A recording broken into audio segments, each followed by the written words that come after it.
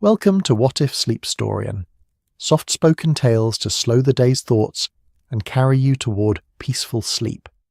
Before we begin, tell me where in the world you're listening from tonight, and, if you wish, what's on your mind.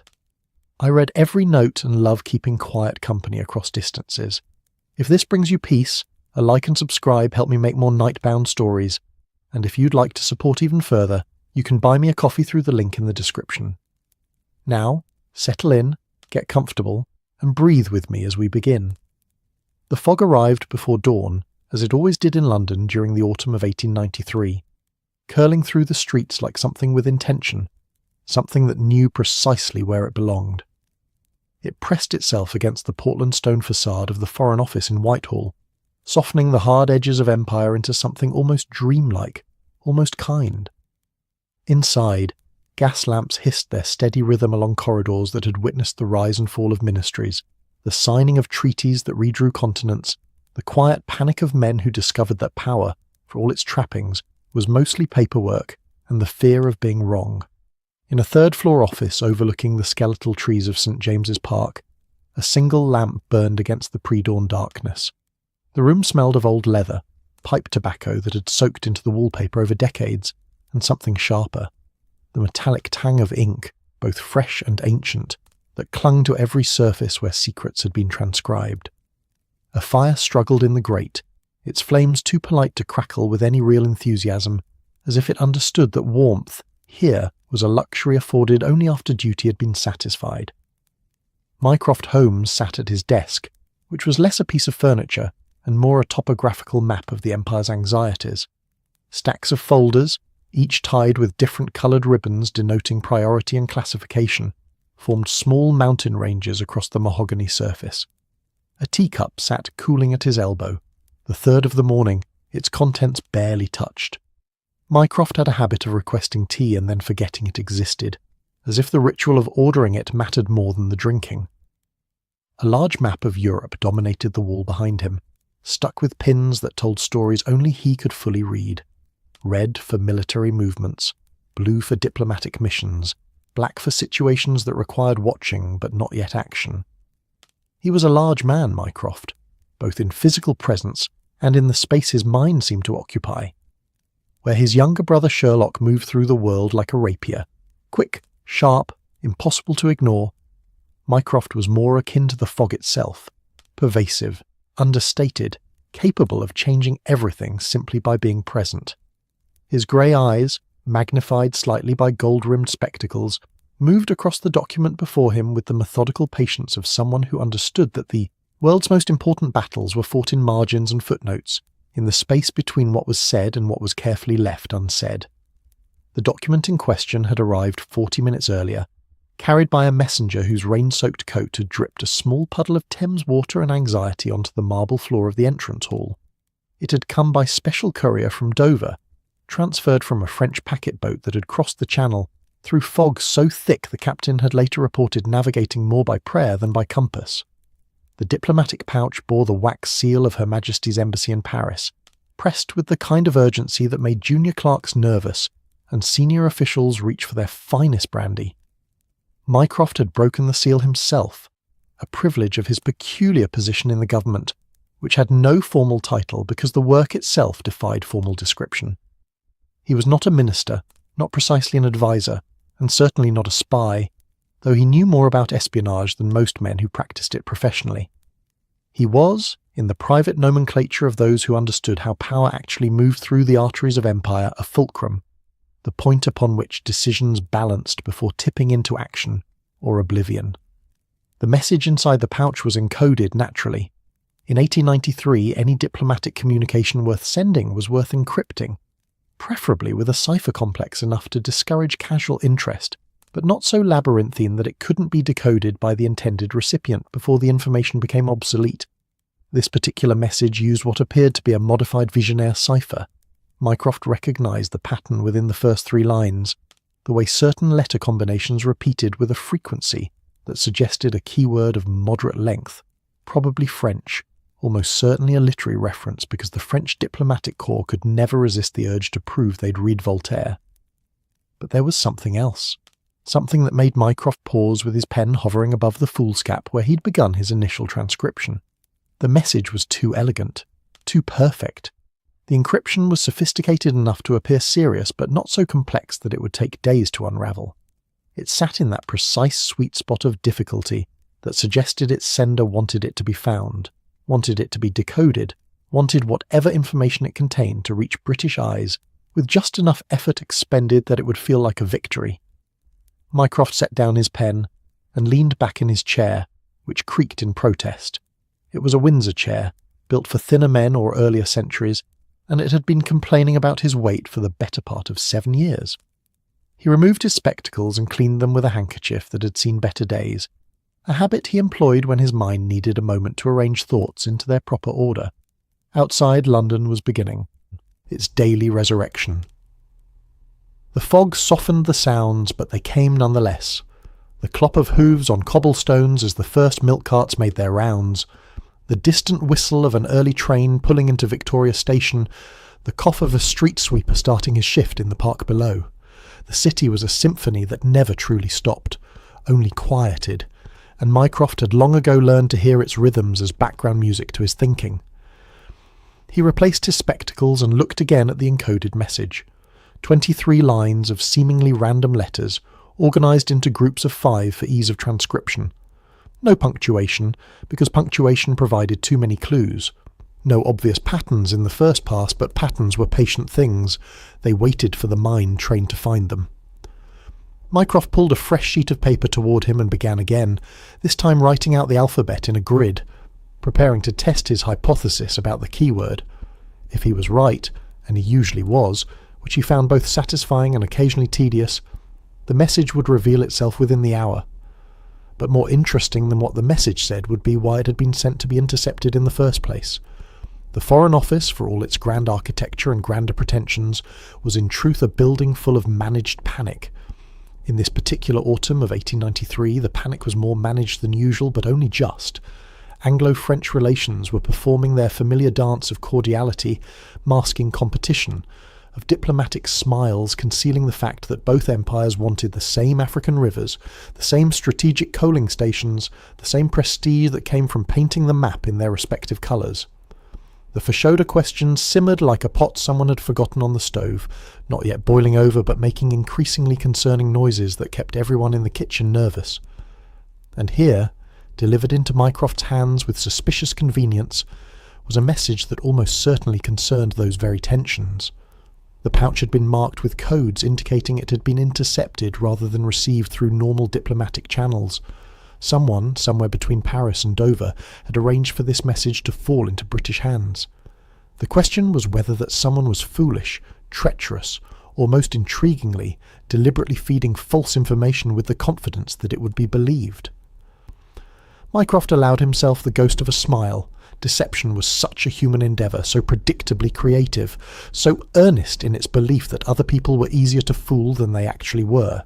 In his years of service to the Crown, service that would never earn him a knighthood or a mention in the history books, he had seen every variation of the liar's art. The crude forgery, the elaborate misdirection, the simple truth presented in a context that made it read as falsehood. And his personal favourite, the deliberate leak of accurate information designed to provoke an overreaction that served the leaker's purposes better than any lie could. This message, he suspected, was the latter, too findable, too timely, too perfectly aligned with British anxieties about French intentions in the Sudan. Whoever had crafted it understood not just cryptography but psychology.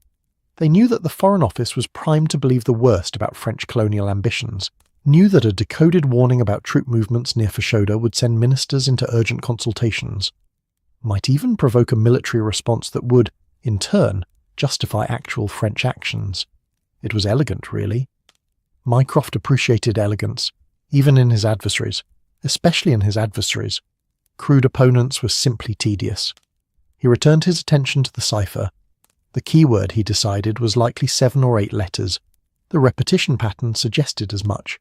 Something French, almost certainly. He began testing possibilities, writing out potential decryption alphabets, checking the resulting plaintext for coherence. The work was methodical, almost meditative. His pen scratched across the paper in a rhythm that matched his breathing, slow and deliberate, the sound joining the hiss of the gas lamp and the distant murmur of the waking city. Monsieur. No, the patterns didn't align. République. Closer, but still wrong. Liberté. Possibly, but the letter frequencies were off. Voltaire. Now that was interesting. The first few words began to resolve into something approaching French grammar. He continued the decryption, and the message emerged like a photograph developing in solution, blurry at first, then increasingly clear. The text, once decoded, was brief and alarming.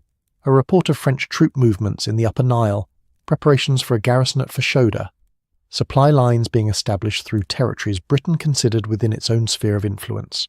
The kind of intelligence that, if true, would demand an immediate response. The kind of intelligence that would cause his lordship the Foreign Secretary to summon ministers, to draft ultimatums, to perhaps even mobilise forces. The kind of intelligence, Mycroft thought, that was performing precisely the function its creator intended, looking authentic while being fundamentally false. He set down his pen and read the decoded message again, more slowly this time, looking not at what it said but at what it revealed about its author. The phrasing was formal but not bureaucratic, educated but not pedantic. The military details were specific enough to seem authoritative without being so detailed that they could be easily verified or disproven. And the timing, arriving just as negotiations over colonial boundaries were entering a delicate phase, was too convenient to be coincidence. Mycroft reached for his teacup, remembered it would be cold, drank it anyway. Cold tea was still tea, and the ritual mattered more than the temperature. Outside, the fog was beginning to thin as dawn proper arrived, that grey London dawn that never quite committed to being light, as if the sun itself was being diplomatic about imposing too much clarity on a city that preferred its shadows. He would need to verify his suspicions, of course. That would require additional information. Specifically, he needed the companion message, the other half of this carefully crafted deception. His sources had indicated there was a second communication, a follow-up that would either confirm or contradict the first, and to retrieve that, he would need someone trustworthy, someone capable, someone who could move through London with the unremarkable competence that made for the best courier in sensitive matters. He would need Dr. John Watson. Mycroft pulled a fresh sheet of paper toward him, this one bearing his personal watermark, not the official Foreign Office stationery, which was too formal for what he had in mind, but his own correspondence paper, cream-coloured and expensive without being ostentatious. He uncapped his pen and began to write, his handwriting precise and unhurried despite the urgency of the situation. The note would be brief, polite, and would give Watson just enough information to understand the task without revealing its full context. That was another art Mycroft had perfected over the years, the calibrated disclosure, the carefully measured trust. Watson was loyal, thorough, and had the additional advantage of being connected to Sherlock without being Sherlock, a distinction that mattered more often than one might think. As he wrote, the Foreign Office continued its morning awakening around him, footsteps in distant corridors, doors opening and closing, the soft murmur of voices as the day staff arrived and began their sorting through the previous night's dispatches. Somewhere below, a kettle whistled. Somewhere above, a window was opened to let in the morning air, fog and all. The machinery of empire was warming up, preparing for another day of treaties and tensions, of maps being studied and futures being negotiated by men who had never seen the places they were so confidently dividing. Mycroft finished his note, blotted it carefully, and folded it into an envelope. He would have it delivered to Baker Street within the hour, and then, while Watson made his way across London, Mycroft would continue his work, verifying his hypothesis, preparing for the counter-move that this elaborate deception would require. Because that was the thing about fog, about deception, about the carefully constructed lies that moved between empires. They only worked if no one could see through them, and seeing through things, whether mist or a machination, was precisely what the Holmes brothers did best, each in his own way.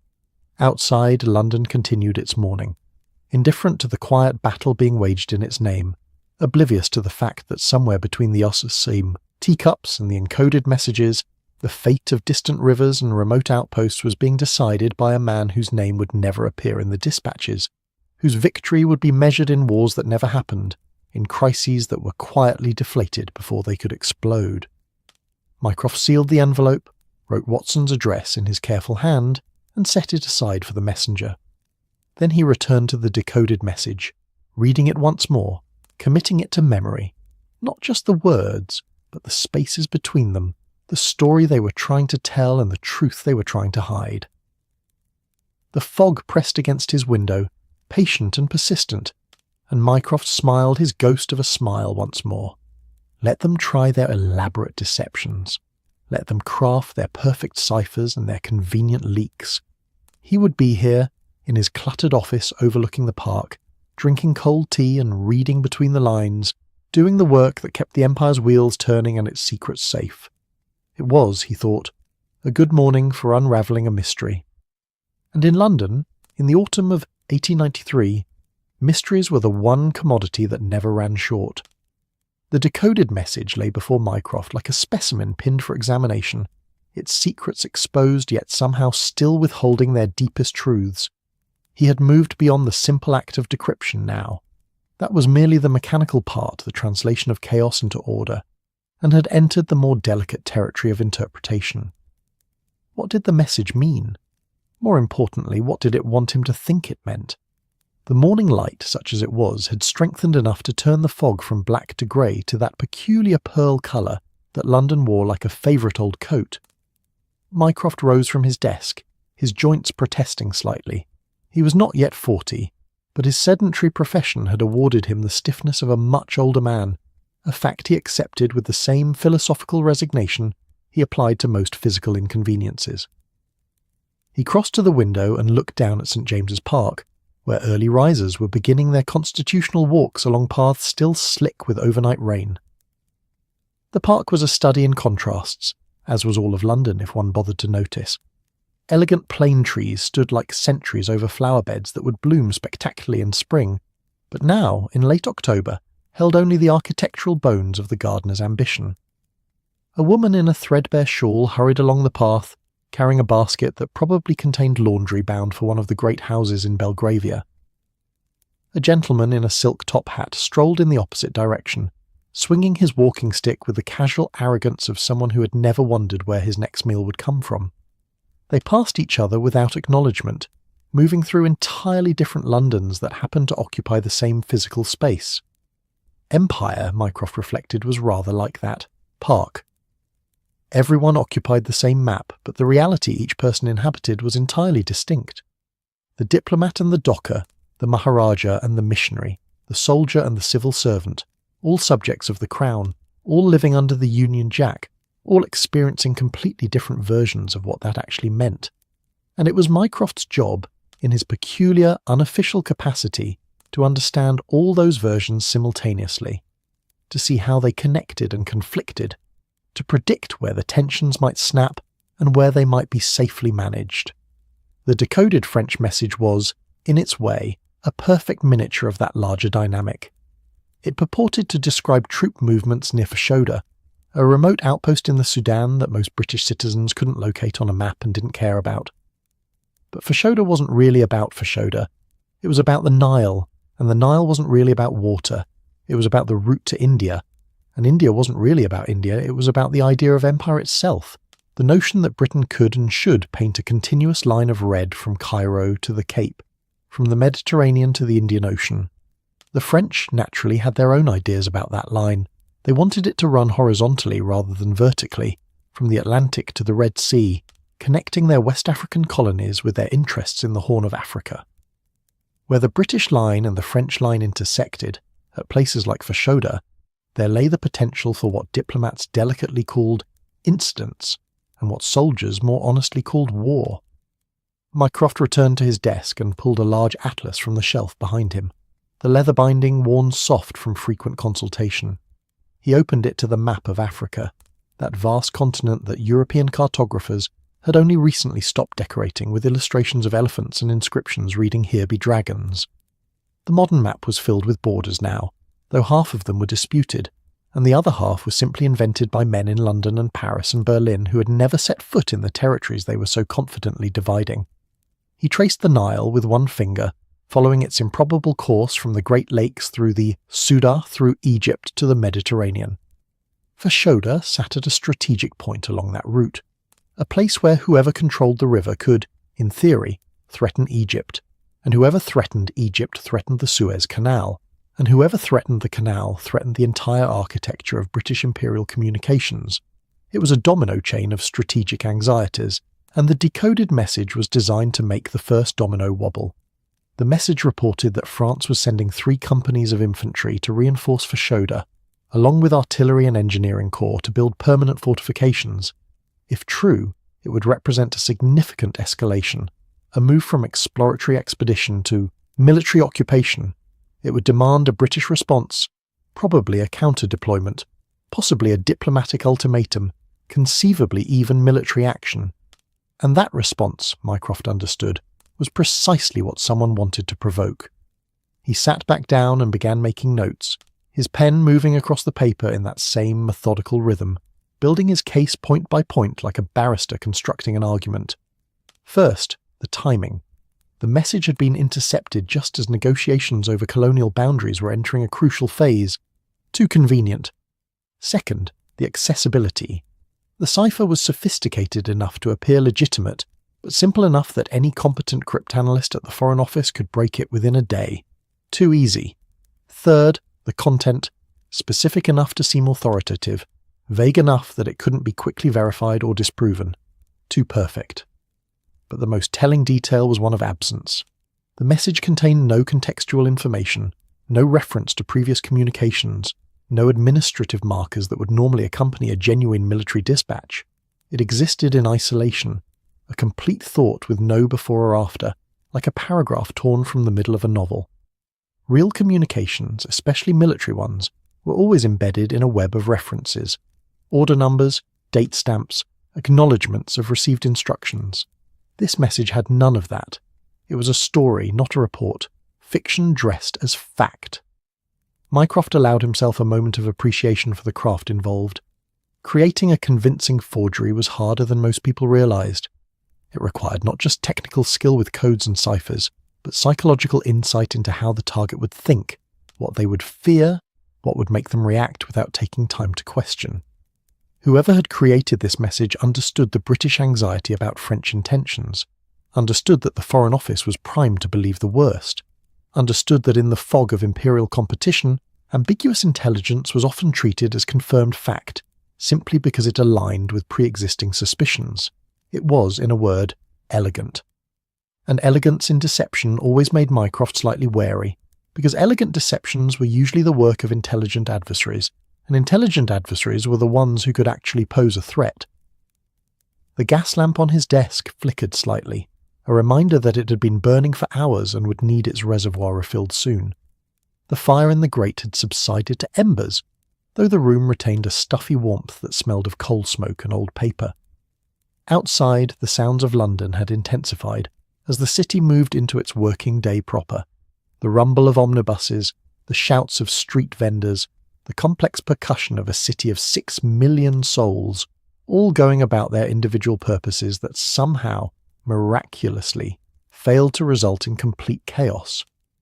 Mycroft stood again, partly to stretch his legs and partly because he thought better when moving. He paced the narrow space between his desk and the window, 3 steps forward, 3 steps back, a pattern he had worn into the carpet over 7 years of thinking. His mind was arranging the pieces, looking for the pattern within the pattern, the intention beneath the deception. If the message was designed to provoke a British overreaction, then the question became, to what end? The obvious answer was that France wanted Britain to make the first aggressive move, to be seen as the aggressor in the eyes of other European powers. That would give France diplomatic cover for their own actions, would allow them to position themselves as the reasonable party responding to British imperialism, rather than as fellow imperialists competing for the same territory. But there was a more subtle possibility, and Mycroft found himself drawn to it the way his brother Sherlock was drawn to the most baroque explanations for simple crimes. What if the goal wasn't to provoke British action, but to test British intelligence? What if someone was curious to see how quickly the Foreign Office could decode intercepted messages, how they analysed intelligence, what their response protocols looked like? In that case, The message was less a trap than a probe, a diagnostic tool designed to reveal British capabilities. That thought was troubling enough that Mycroft stopped pacing and returned to his desk. If that was the true purpose, then simply not reacting to the message would itself be revealing. It would indicate that Britain had seen through the deception, which would tell an observant adversary a great deal about British analytical sophistication. But overreacting would be worse, would make Britain look foolish and trigger happy. The correct response then was something in between, a measured acknowledgement that the message had been received and decoded, but a response that didn't reveal how thoroughly the deception had been understood. Diplomatic chess. Mycroft was quite good at it, though he found it occasionally exhausting. Every move had to be calculated not just for its immediate effect, but for what it revealed about one's ability to calculate, which in turn affected how future moves would be interpreted. It was like playing chess against an opponent who was simultaneously trying to deduce your skill level from your moves while you tried to deduce theirs, all while actual chess pieces moved around an actual board with actual consequences. He reached for his tea again, remembered it was cold, drank it anyway. The ritual was comforting even when the tea itself had gone beyond redemption.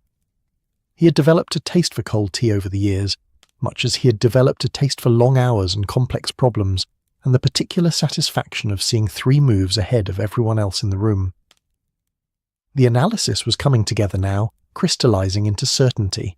The message was a deliberate plant designed either to provoke or to probe, or most cleverly, to accomplish both objectives simultaneously depending on how Britain responded.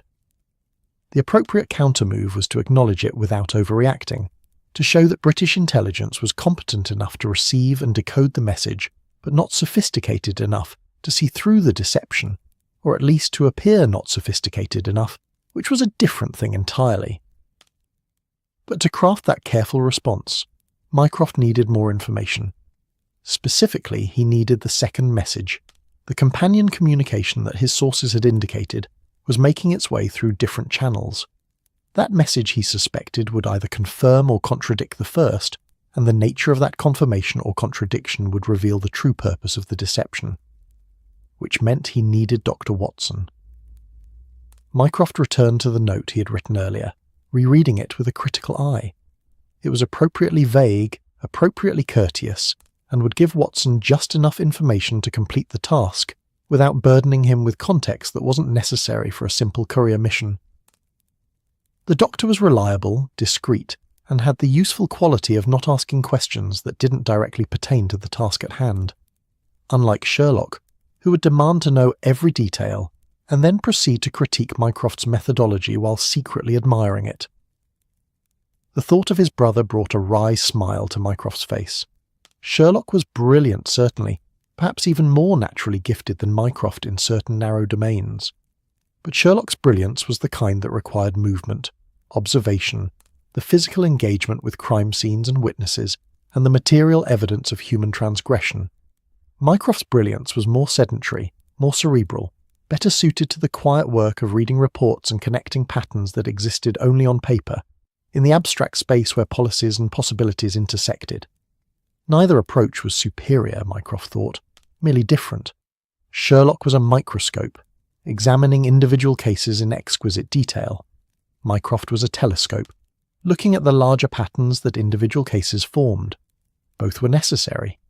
Both, in their way, served the same ultimate purpose of bringing order to chaos, even if Sherlock's chaos involved cocaine and murder, while Mycroft's involved treaties and troop deployments. The clock on the mantelpiece, an ornate French thing that had been a gift from some diplomat or other, Mycroft couldn't quite remember, chimed the hour, 8 o'clock. The Foreign Office would be fully awake now, junior clerks sorting through the night's telegrams, senior officials reading summaries over their breakfast kippers, the Foreign Secretary himself probably in his office already, preparing for whatever crises the day would present. And it would present crises. It always did. Empire was an ongoing crisis, really, a constant state of managed emergency, of borders that needed defending and interests that needed protecting, and distant corners of the map that needed attention, before they burst into flames that could spread back to London. Mycroft sometimes wondered what it would be like to work in a small, stable country, with no imperial ambitions, somewhere like Switzerland perhaps, where the biggest diplomatic challenge was negotiating chocolate tariffs, and making sure the trains ran on time. Peaceful, certainly. But also, he suspected, rather boring. He was not built for boredom, Mycroft had long ago concluded. His mind needed problems the way other men needed food, needed the complex architecture of geopolitical puzzles, the satisfaction of seeing how all the pieces connected even when the picture they formed was troubling. And this particular puzzle, with its elegant cipher and its careful deception, was exactly the kind of problem he found most engaging. He folded the note to Watson and sealed it with wax, pressing his personal seal into the soft red blob, a simple MH with no other ornamentation. Ostentation in seals was for men who needed to remind others of their importance. Mycroft's importance was the kind that existed precisely because it didn't announce itself. A knock at the door interrupted his thoughts. "Enter," he called, his voice carrying the peculiar quality of a man who rarely needed to raise it to be obeyed. A young clerk entered, barely old enough to shave, his collar starched to the point of cruelty. "Sir, the minister has requested the overnight summaries." "They're on the side table," Mycroft indicated with a slight gesture, "marked with red ribbon." The clerk retrieved them with careful hands as if they might explode, which, in a sense, they might. Information was the most volatile substance in the Foreign Office, more dangerous than gunpowder because its effects were less predictable. "And see that this is delivered to Baker Street immediately," Mycroft added, holding out the sealed note. 221B, Dr. John Watson. It's to be placed directly in his hands, no one else's. "Yes, sir. Immediately, sir." The clerk took the envelope with the same careful reverence, as if Mycroft's personal correspondence carried weight beyond its physical mass, which, of course, it did. After the clerk departed, Mycroft returned his attention to the decoded message. He would need to draft a response eventually, something that struck exactly the right tone of concerned acknowledgement without alarm, awareness without panic. But that could wait until he had the second message, until he understood the full scope of the deception being attempted. For now he had done what needed doing, unravelled the cipher, identified the deception, set in motion the retrieval of additional information. The rest was waiting, watching, thinking. The parts of the job that no one saw, the hours of contemplation that made the moments of decision possible. Outside his window, London continued its daily performance. The fog was lifting properly now, revealing the city in its full Victorian complexity. The gleaming carriages and the coal-smudged chimney sweeps, the grand buildings and the narrow alleys, the Empire's proud capital, and the ordinary city where ordinary people lived, ordinary lives, mostly unaware that men in offices were making decisions about rivers in Africa and codes from France, and the delicate balance of power that kept the whole impossible system functioning. Mycroft settled back into his chair, picked up his pen, and began writing his analysis, documenting his reasoning for the files that would, perhaps, be read by future analysts trying to understand how this particular crisis was managed or averted. The work was unglamorous, anonymous, essential, which was exactly how Mycroft preferred it. The cipher was broken, the deception was understood, and somewhere across London, Dr. Watson would soon be reading a note that would draw him into a small, quiet adventure that he would never write about in the Strand magazine, because some adventures were meant to remain secret, even from history, especially from history. The morning arrived at 221B Baker Street in stages, as it always did in that peculiar household. First came the sounds from below, Mrs. Hudson's kettle whistling in her kitchen, the soft clatter of breakfast things being arranged, the creak of floorboards as she moved about her morning rituals with the practised efficiency of someone who had been keeping house for difficult lodgers long enough to know that efficiency was the only reliable defence against chaos. Then came the sounds from within, the rustle of newspaper pages being turned, the soft scrape of a butter knife against toast, the occasional clink of teacup against saucer. Dr. John Watson sat at the breakfast table in his shirt sleeves, his collar unbuttoned in deference to the early hour and the absence of any pressing need to look respectable. His hair, greying at the temples in that way that made him look distinguished rather than old, was still slightly dishevelled from sleep. Before him lay the Times, open to the foreign news section, and a plate containing what remained of his breakfast: toast with marmalade, a rasher of bacon that had gone slightly cold, and half a boiled egg that he'd been too distracted to finish. The flat smelled of tobacco smoke and old leather, of Mrs. Hudson's tea and the peculiar chemical odours that sometimes drifted from Sherlock's corner, where various experiments in different states of completion cluttered every available surface. It was a comfortable smell, Watson had decided long ago. The smell of home, as he'd come to understand it after years of sharing rooms with a consulting detective whose notion of domesticity was unconventional at best. Sherlock Holmes himself was not yet visible, though Watson could hear occasional sounds from his bedroom, the scrape of a drawer, the soft thud of something being moved, the general acoustic evidence of someone going through the complex morning ritual of becoming Sherlock Holmes, which was apparently more involved than simply getting dressed. Watson had learned not to disturb his friend during these morning preparations. Holmes emerged when Holmes was ready, and attempting to accelerate the process only resulted in cryptic complaints about the impossibility of thinking clearly when one's privacy was being violated by well-meaning interruptions. Watson turned a page of the newspaper, his eyes scanning an article about tensions in the Sudan without really absorbing the details. His mind was elsewhere, partly on the day ahead. He had 2 patients to visit in the afternoon, one a wealthy widow in Kensington with imaginary ailments and real money, the other a dock worker in Bermondsey with real ailments and imaginary money, which meant Watson would treat both and be paid by one, and partly on nothing in particular, that pleasant morning mental drift that was one of the underappreciated luxuries of middle age. The knock at the door came just as he was pouring his second cup of tea. Not Mrs. Hudson's familiar knock, but something more formal, more official. Watson glanced at the clock on the mantelpiece, 8:30, rather early for visitors, and called out, "Come in." The young man who entered was clearly a government clerk, though Watson couldn't have explained exactly how he knew this, beyond a general impression of nervous efficiency in clothing that was too formal for the hour, but too modest for aristocracy. The clerk held an envelope as if it contained something fragile or potentially dangerous, which, in Watson's experience of government correspondence, it very well might. "Dr. John Watson?" the clerk asked, though his tone suggested he already knew the answer and was merely observing the formalities. "I am he," Watson replied, setting down his teacup. "A message, sir, from Whitehall. I was instructed to place it directly in your hands." The clerk extended the envelope with both hands like an offering, or perhaps like something he was relieved to be rid of. Watson accepted it, noting the quality of the paper and the wax seal, a simple MH, pressed into red wax.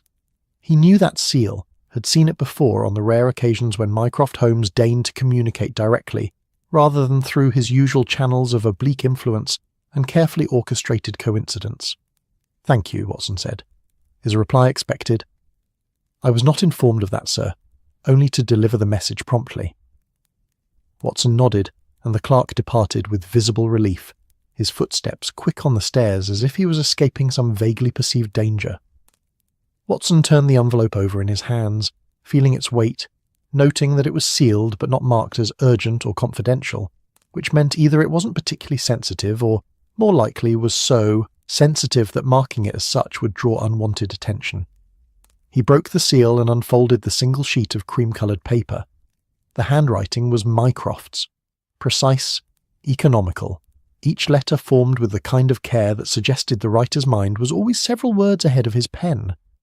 "My dear Dr. Watson, I find myself in need of a small service that requires discretion, reliability, and the ability to navigate London's less formal channels of commerce and communication. As you possess all 3 qualities in abundance, I hope you will forgive the imposition of this morning request. There is a bookseller in Soho, name of Albright, whose establishment can be found on Greek Street, number 47, between a French cafe and an Italian grocer. He's expecting a delivery today, a particular volume, bound in brown leather, unremarkable in every respect except that I have need of it. I would be grateful if you could collect this item and deliver it to my office at the Foreign Office before the afternoon. The matter is not urgent in the dramatic sense, but is important in the quieter ways that such things sometimes are. Your discretion, as always, is appreciated beyond measure. Yours in perpetual obligation, M.H. Watson read the note twice, the second time looking for what was not said as much as for what was. Mycroft Holmes did not deal in trivialities, which meant the book was either not actually a book, or was a book that contained something else, or was a metaphor for something entirely different that would become clear only when Watson arrived at the bookseller's.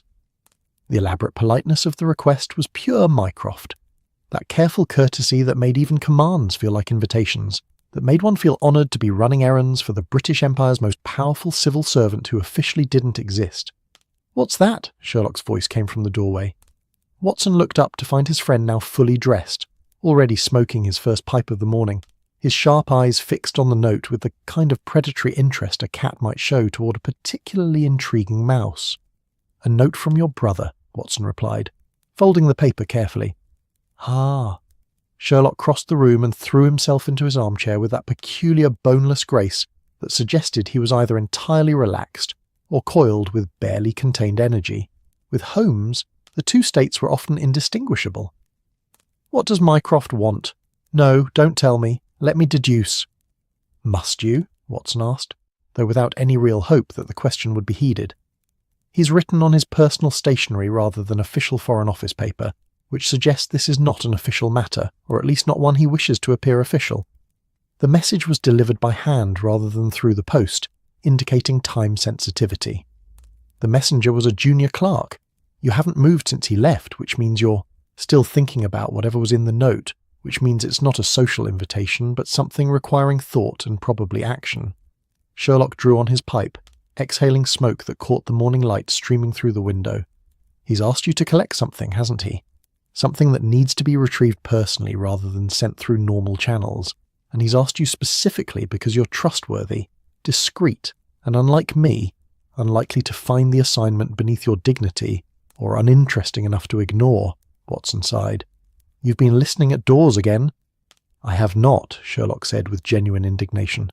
"I was merely applying basic logical deduction to observable facts.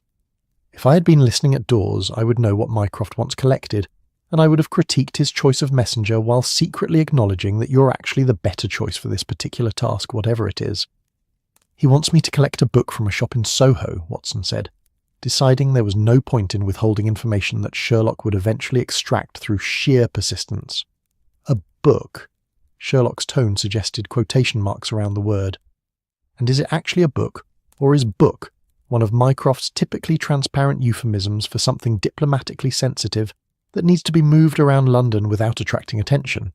The note specifically mentions a volume bound in brown leather, which tells us nothing except that Mycroft is being deliberately vague, which means whatever you're collecting is either genuinely a book with information that can't be telegraphed or photographed, or it's not a book at all but rather a document disguised as a book, or it's both, information concealed within an actual volume. Soho, you said. Greek Street, a bookseller named Albright. Sherlock leaned forward, his interest clearly piqued despite his attempt to appear casually dismissive. Albright's shop, I know it. Rather dusty establishment, specialises in continental literature, frequents the estate sales of deceased Europeans who came to London with their libraries and died before they could properly organise them. The sort of place where one might plausibly find anything from Molière to contemporary French political theory without raising eyebrows. You think the book is French?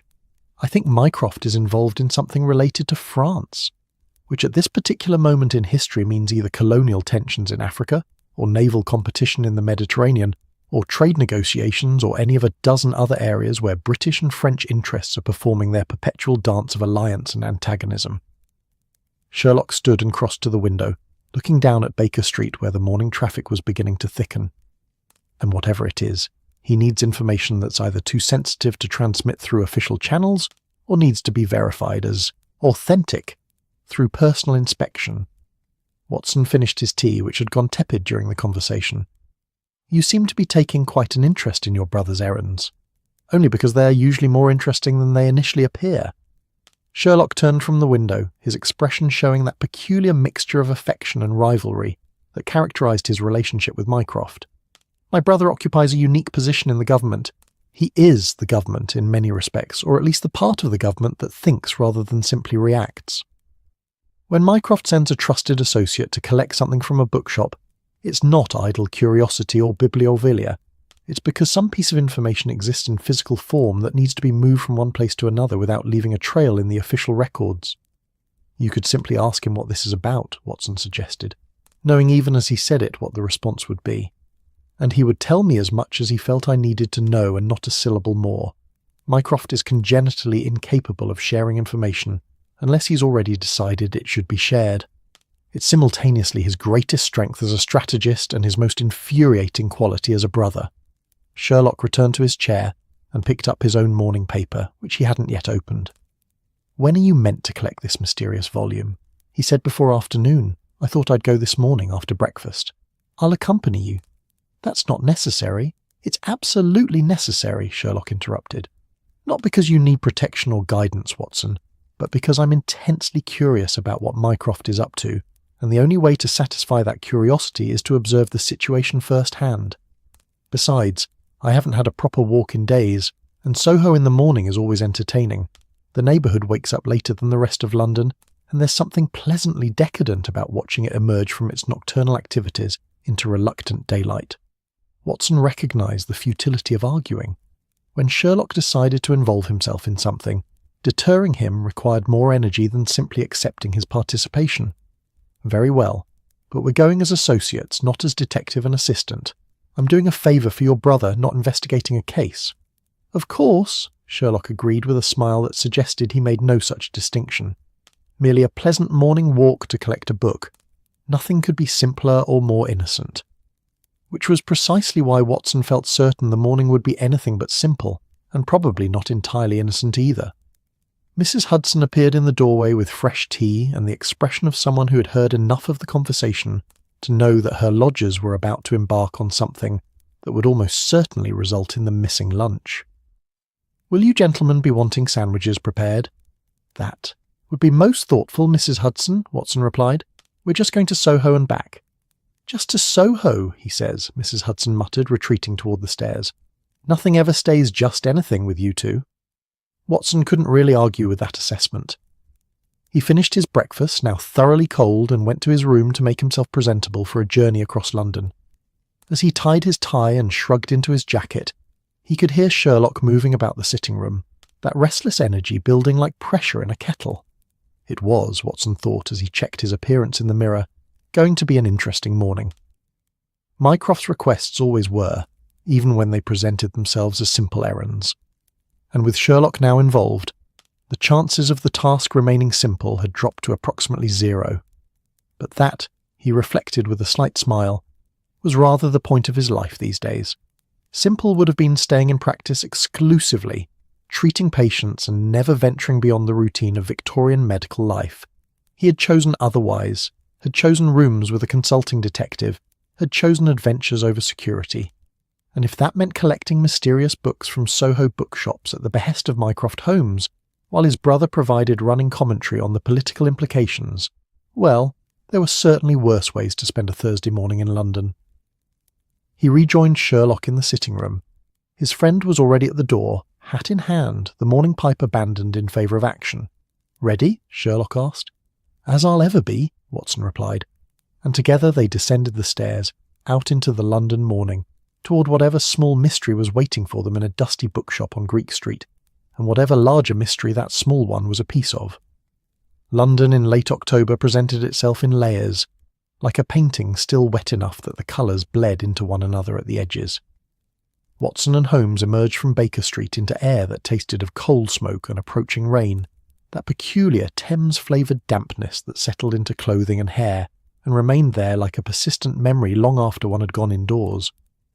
The fog had lifted enough to reveal the city properly, but its ghost remained in the softened edges of buildings, in the way sounds seemed to arrive from slightly wrong directions, muffled and redirected by air that was more water than oxygen.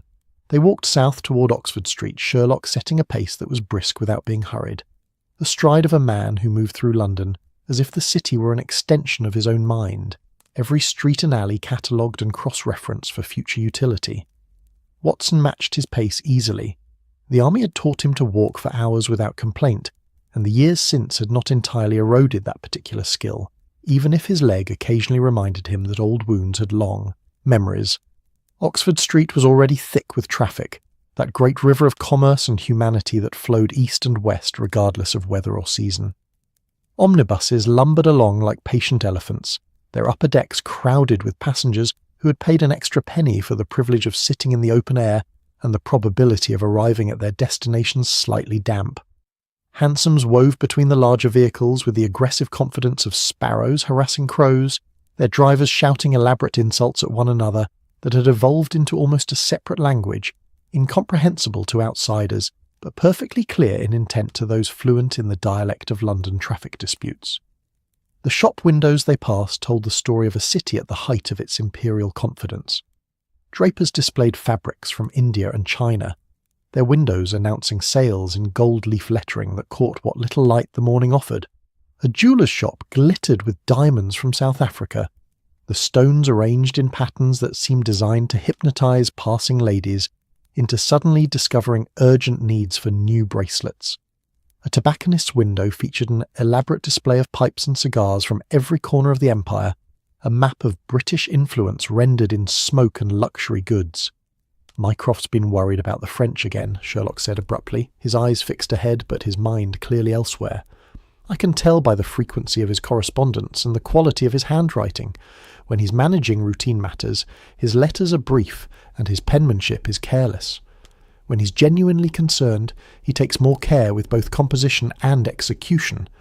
That note you received this morning showed definite signs of careful drafting."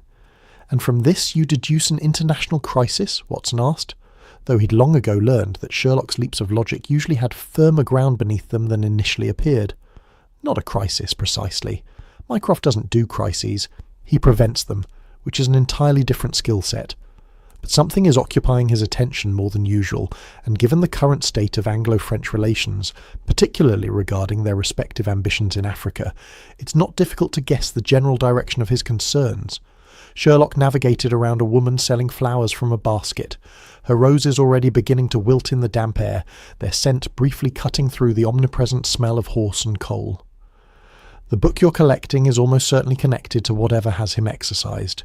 Information that needed to be physically moved rather than telegraphed, which suggests either it's too sensitive to risk interception, or it requires authentication that only a physical inspection can provide." They turned south off Oxford Street, descending into Soho through streets that narrowed and grew more cosmopolitan with each block. Here the shop signs began appearing in multiple languages: French, Italian, German, occasionally Hebrew or Greek. Soho had always been London's immigrant quarter, the place where the city absorbed the continent's refugees and radicals, its artists and anarchists, its political exiles and economic migrants who had heard that London was a place where, if you couldn't quite thrive, you could at least survive without anyone asking too many questions about your past. The character of the neighbourhood changed as they walked, becoming scruffier but somehow more alive. The grand shops of Oxford Street gave way to smaller establishments: tailors who specialised in continental cuts, cafes that served coffee instead of tea, grocers whose windows featured cheeses and salamis that looked vaguely scandalous to English sensibilities. The people on the streets moved differently here, talked differently, the cadences of French and Italian mixing with London accents into something entirely unique, a linguistic stew that belonged only to this particular patch of the city. Greek Street, when they reached it, was narrow and crooked, the buildings leaning toward one another across the cobblestones as if sharing secrets, or simply seeking mutual support against the weight of their own age. The French cafe Mycroft had mentioned occupied the ground floor of a building that had been plastered so many times its walls had achieved a texture like geological strata, each layer representing a different era of Soho's endless regeneration. Through its windows, Watson could see a handful of patrons drinking coffee and reading newspapers, their cigarette smoke adding to the general atmospheric opacity. The Italian grocer next door was more animated, its proprietor visible in the doorway arguing with a delivery boy about the quality of some vegetables that apparently failed to meet his exacting standards. The argument was conducted in a mixture of Italian and English, liberally seasoned with gestures that would have communicated the essential points even without language. Between these two establishments, almost apologetically squeezed into the available space, stood number 47, Albright's bookshop. The window was dark with accumulated grime and crowded with volumes that appeared to have been arranged there sometime during the previous decade and never reconsidered. A sign above the door announced W. Albright, bookseller, in lettering that had once been gilt, but was now mostly memory. The shop looked, Watson thought, exactly like the kind of place where secrets might be exchanged disguised as literature. "Shall we?" Sherlock asked, gesturing toward the door with mock courtesy. Watson pushed it open, and a bell above the frame announced their entry with a tired jingle that suggested it had long since given up any enthusiasm for its role. The shop's interior was dim, lit only by what little daylight could penetrate the grimy window and the glow of a single oil lamp burning somewhere in the back. The smell hit Watson immediately. Old paper and leather and that peculiar musty scent of books that had absorbed decades of London air, of tobacco smoke and coal dust and the accumulated breath of everyone who had ever opened their pages. The shop was larger than its exterior suggested, extending back into shadows that seemed to have physical substance. Every available surface held books, the shelves that lined the walls from floor to ceiling certainly, but also stacks on the floor, piles on a desk near the window, towers on a small table that wobbled under their weight. The organisational system, if one existed, was invisible to casual inspection. French novels leaned against English histories, which supported German philosophy, which was topped with what appeared to be a medical text in Latin. It was chaos, but the kind of chaos that suggested deep familiarity on the part of someone who knew exactly where everything was regardless of apparent disorder. Yes, a voice emerged from the back of the shop, followed eventually by its owner. Mr. Albright was thin to the point of appearing two-dimensional, dressed in a waistcoat that had seen better days and shirt sleeves protected by paper cuffs that rustled slightly as he moved. He wore thick spectacles that magnified his eyes to slightly alarming proportions, giving him the appearance of a scholarly owl that had evolved into approximately human form. "Can I help you, gentlemen?" "I believe you have a volume set aside," Watson said, "reserved for collection. The name is Watson." Recognition flickered across Albright's face, followed immediately by something that might have been nervousness, or might simply have been his natural demeanour. "Ah, yes, Dr. Watson. It arrived this morning as promised. One moment, please." He disappeared into the shop's darker recesses, leaving Watson and Sherlock alone among the books. Sherlock immediately began examining the nearest volumes, not, Watson suspected, out of genuine interest, but from that compulsive need to gather information about any environment he found himself in. "Continental literature, as I said," Sherlock murmured, pulling out a volume and examining its spine. "Mostly French, some German, very little English except for translations. The stock turns over slowly. You can see from the dust patterns that many of these volumes haven't been touched in months, but certain sections are accessed regularly, there and there." He gestured toward areas where the dust was noticeably thinner. Political theory, contemporary history, diplomatic memoirs, the reading material of exiles and foreign ministry attachés, people who need to maintain connection with continental affairs while living in London. "Sometimes a bookshop is just a bookshop," Watson offered, though without much conviction. "Sometimes," Sherlock agreed. "But not, I think, this particular bookshop, not entirely." Albright returned, carrying a package wrapped in brown paper and tied, with string. It was approximately the size and shape of a book, which proved nothing except that whatever was inside was either a book or something masquerading convincingly as one. "Here we are," Albright said, extending the package with hands that trembled slightly. "All as requested. I was told to ensure it went only to Dr. Watson personally, so if you could perhaps—" He trailed off, the request for identification hanging unspoken in the air. Watson pulled out his card case and presented his calling card. Albright examined it with the careful attention of a man performing a ritual he'd been specifically instructed to complete, then nodded and released the package into Watson's hands. "Excellent, excellent. I trust everything is satisfactory. Please convey my regards to—" He paused, clearly uncertain how to refer to Mycroft without actually naming him. "To your mutual acquaintance." "I shall," Watson assured him, tucking the package under his arm. It was heavier than he expected, which suggested it actually was a book rather than merely documents. The weight was somehow reassuring, as if mass equalled authenticity. They emerged back onto Greek Street, where the morning had progressed into something attempting to resemble proper daylight, though London's autumn was never entirely committed to illumination. The Italian grocer had apparently won his argument with the delivery boy, who was now unloading crates with the resigned expression of someone who knew he'd been outmaneuvered by a superior tactician. The French cafe continued its quiet existence, its patrons slowly working through their morning coffee, as if time were something that happened to other people. "Well," Sherlock said, looking at the package in Watson's hands with undisguised curiosity. Aren't you going to open it?" "Mycroft asked me to deliver it unopened to his office." "He asked you to deliver it, yes. He said nothing about whether it should remain unopened during delivery. We could reseal it easily enough afterward." "No," Watson said firmly. "Whatever this is, it's Mycroft's business, not ours. I agree to collect and deliver, not to investigate." Sherlock made a sound that might have been respect or might have been disappointment. With him, the two often sounded identical. "Your integrity is admirable, even when it's inconvenient." They began walking back north, retracing their steps through Soho's narrow streets. The neighbourhood was fully awake now, its shops opening, its residents emerging to begin whatever business occupied them on a Thursday morning. A group of Italian workmen passed, carrying ladders and paint pots, their conversation animated and incomprehensible. A woman in a faded dress swept the steps of a boarding house, her movements mechanical, her mind clearly elsewhere. A cat, thin and philosophical, watched them from a windowsill with the expression of someone who had seen everything London could offer and remained profoundly unimpressed. "You realise, this is almost certainly about Fashoda," Sherlock said after they'd walked in silence for several minutes. Watson glanced at him. "How do you arrive at that conclusion?" "Process of elimination. The current points of friction between Britain and France are limited and fairly predictable.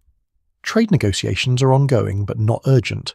Naval competition is a constant but not currently critical.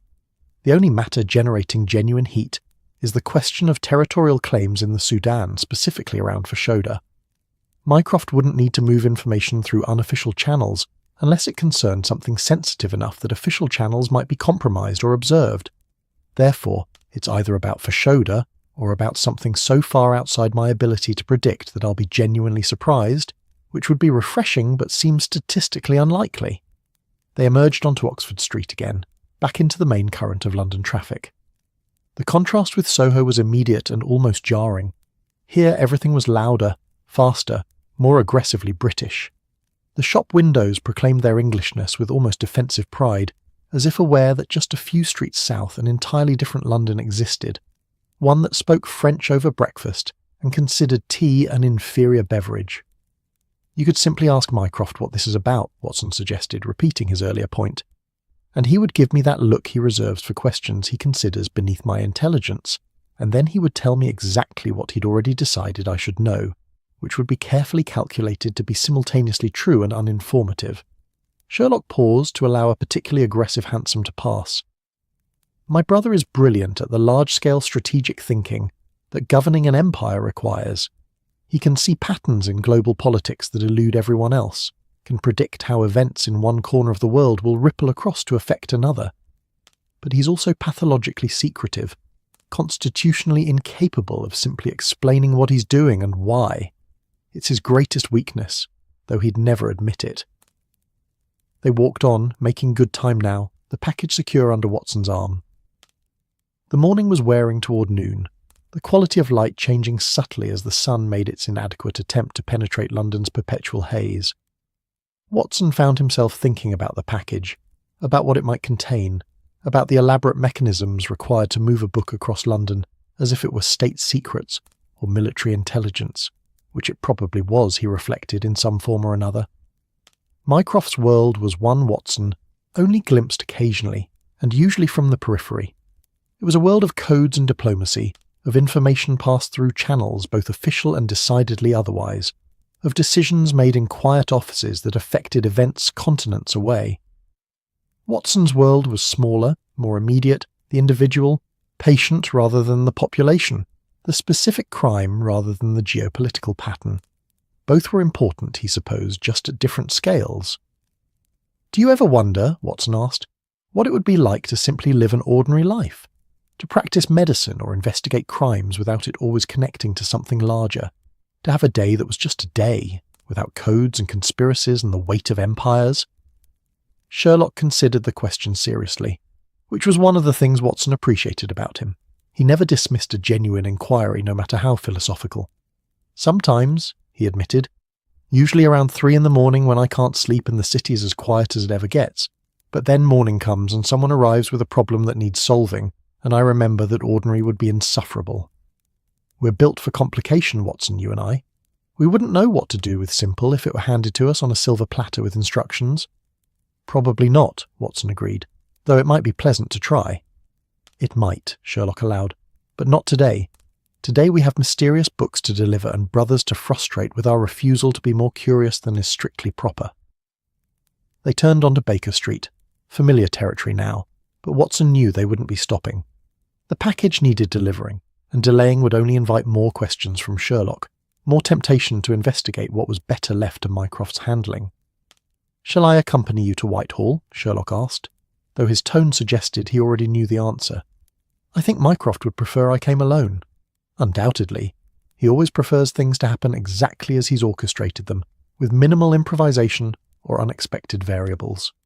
Sherlock smiled, that sharp expression that meant he was genuinely amused rather than simply being cutting. "Give him my regards. Tell him his little errand has been completed with Watson's characteristic efficiency and discretion, and without any interference from his less professionally secretive brother." "I'll tell him you are a perfect gentleman," Watson said. "Please don't. It would worry him. He's more comfortable when I'm being difficult.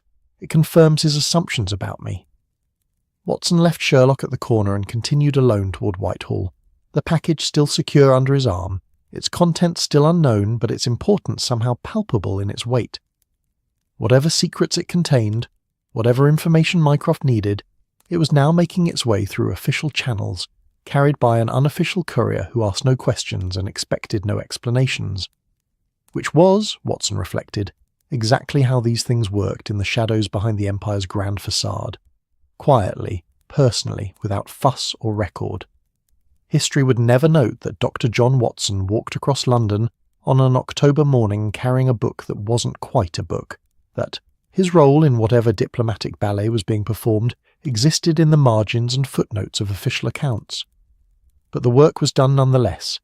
The piece moved across the board as Mycroft had intended, the game continuing its elaborate progression toward checkmate or stalemate, or whatever outcome these great powers were manoeuvring toward in their endless, careful dance of alliance and opposition.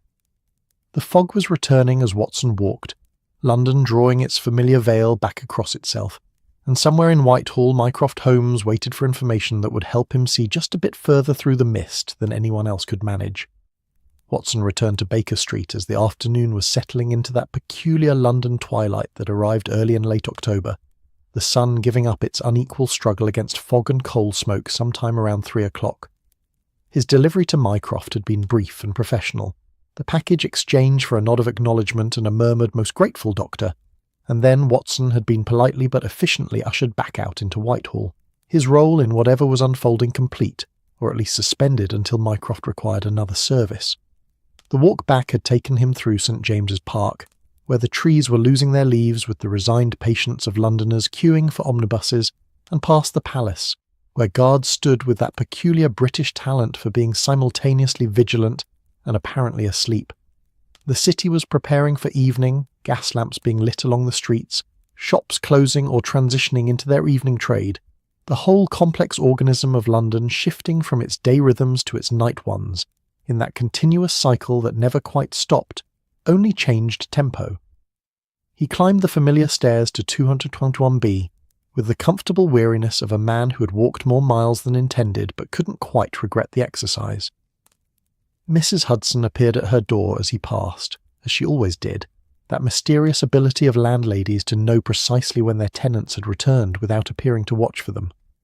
"There's tea, Doctor, and I've set out cold chicken and bread in case you missed lunch, which I suspect you did," she said, with the long-suffering tone of someone who had learned that feeding consulting detectives and their associates was less a matter of regular meal times and more a campaign of strategic food placement in hopes something would be consumed before it spoiled. "You're a saint, Mrs. Hudson," Watson called back, meaning it sincerely. "I'm a sensible woman who knows better than to expect gratitude from men who think meals are optional," she replied, but her tone was affectionate beneath the complaint. Watson pushed open the door to the sitting room and found exactly the scene he'd expected. Sherlock sprawled in his armchair, legs extended toward the fire that crackled cheerfully in the grate, smoking his pipe with the dreamy concentration of someone either deep in thought or magnificently bored. The violin rested on the side table, suggesting it had been played recently, probably during Watson's absence. The afternoon newspapers lay scattered across the floor in a pattern that looked chaotic but probably made perfect sense to Sherlock, who had his own organisational logic that defied conventional understanding. "Ah, Watson," Sherlock said without opening his eyes or otherwise acknowledging Watson's presence beyond the words themselves. "Back from your diplomatic errand. And how did you find my brother? No, don't answer. I can deduce it from your demeanour." Mycroft was polite, grateful, and completely uninformative about what you'd actually delivered and why it mattered. He thanked you for your discretion, showed you to the door with perfect courtesy, and left you feeling simultaneously useful and entirely in the dark about what you'd been useful for. "That's remarkably accurate," Watson admitted, removing his coat and hanging it on the stand by the door. He crossed to the tea tray Mrs. Hudson had mentioned, pouring himself a cup that was still blessedly hot, and helped himself to a substantial piece of the cold chicken, suddenly aware he'd eaten nothing since his interrupted breakfast. "It's not remarkable, it's simply knowing Mycroft," Sherlock said, finally opening his eyes and regarding Watson with that sharp, penetrating gaze that suggested he was cataloguing every detail for future reference. "He has perfected the art of accepting help while revealing nothing, of being grateful without being explanatory. It's a skill that serves him well in his peculiar position, but is infuriating for those of us curious about what he's actually doing with the information we provide." Watson settled into his own chair, the one he'd occupied so many evenings over so many years that it had moulded itself to his shape. Or perhaps he had moulded himself to its shape. The distinction no longer mattered. The fire was warm, the tea was excellent, and the chicken was one of Mrs. Hudson's better efforts. It was, he reflected, pleasant to be home, even if home meant sharing rooms with a man who considered curiosity a form of professional obligation. "I assume you've spent the afternoon trying to deduce what Mycroft is working on from indirect evidence," Watson said. "Naturally. What else would I do with my time? There are no interesting cases at present. The criminal classes appear to be taking a holiday, or at least confining themselves to crimes so tedious that even Lestrade can handle them without assistance, which left me free to contemplate my brother's machinations and what they might reveal about current affairs." "And what have you concluded?" Sherlock sat up properly, the dreamy abstraction falling away to reveal the focused intensity that appeared when his mind had successfully organised its thoughts into presentable form. "That Mycroft is dealing with a situation involving both intelligence and counterintelligence, which is why he needed information physically transferred rather than sent through normal channels. The book you collected, and it was a book, I could tell from the way you carried it, the weight and shape, contained something that needed to be authenticated, something where physical inspection was crucial. That suggests either a cipher that could be forged in telegraph transcription, or a document whose provenance mattered as much as its content." Watson said nothing, merely sipped his tea and let Sherlock continue. There was no point in confirming or denying. Sherlock would reach his conclusions regardless, and Watson's ignorance was genuine enough that he couldn't have added useful information even if he'd wanted to. "The timing is significant," Sherlock continued, warming to his analysis. "French diplomatic activity has increased recently. I've noted it in the court circular, in the comings and goings at the Foreign Office, in the very quality of silence from Whitehall, which is always loudest when something important is being discussed. The Fashoda question hasn't been resolved, merely postponed, which means both sides are manoeuvring for advantage before the inevitable confrontation. And Mycroft, being Mycroft, is several moves ahead of everyone else, trying to determine not what France will do, but what France wants Britain to think they'll do, which is an entirely different and more subtle question." "You've given this considerable thought," Watson observed. "I've given it exactly as much thought as the problem deserves, which admittedly is considerable because it's one of the few interesting puzzles currently available." Sherlock stood and crossed to the window, looking down at Baker Street where the gas lamps were now fully lit, casting their warm glow on the evening traffic.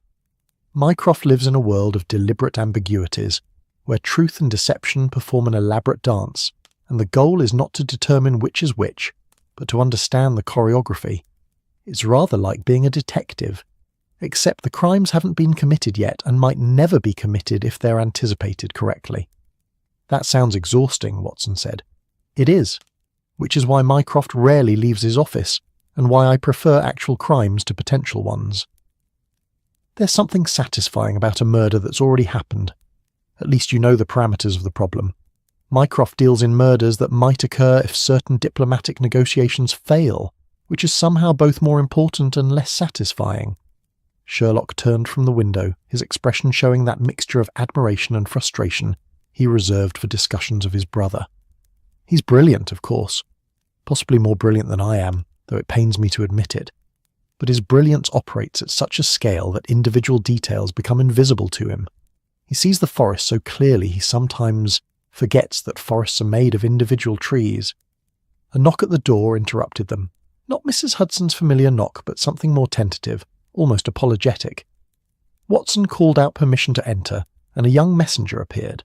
The same clerk who had delivered Mycroft's note that morning, still wearing his too formal clothing and nervous expression.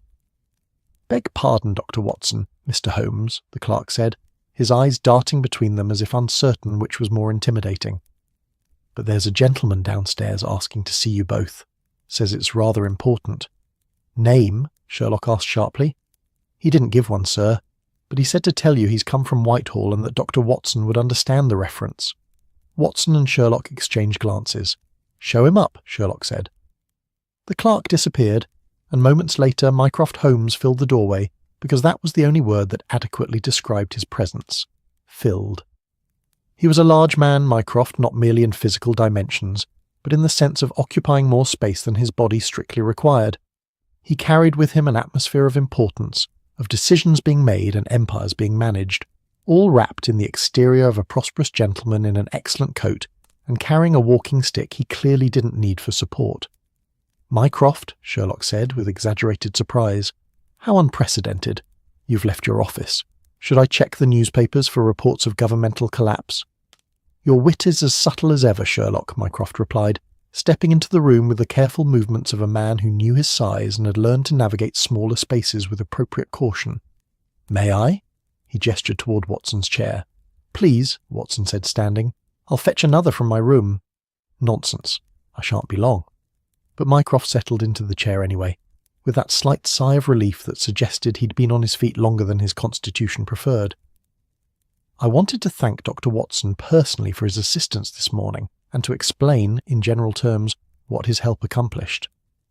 "I'm intrigued," Sherlock said, returning to his own chair with the coiled alertness of a cat that had spotted something worth pursuing. "You never explain anything unless you've decided the explanation serves a purpose, which means you need something else, or you want us to know something specific for reasons that will become clear only in retrospect." "Perhaps I simply want to satisfy my brother's relentless curiosity before it leads him to make his own investigations, which would be time-consuming and potentially inconvenient for everyone involved." Mycroft pulled out his cigarette case, offered it to Watson and Sherlock, and when both declined, selected one for himself and lit it with deliberate care. "Very well. The book Dr. Watson collected for me contained a coded message, a communication intercepted from French diplomatic channels. The intercept itself was almost certainly intentional. They wanted us to find it. The question was whether the information it contained was true, false, or some mixture designed to provoke a specific response. "And," Sherlock prompted, "and the second message, the book's actual content, helped clarify the situation. The codes matched in pattern, but diverged in detail, suggesting different sources working from similar templates. One was authentic, the other manufactured. By comparing them, I was able to determine which was which, or more precisely to determine what the manufactured message wanted us to believe, and work backward to the truth it was designed to obscure." Watson listened, fascinated despite himself.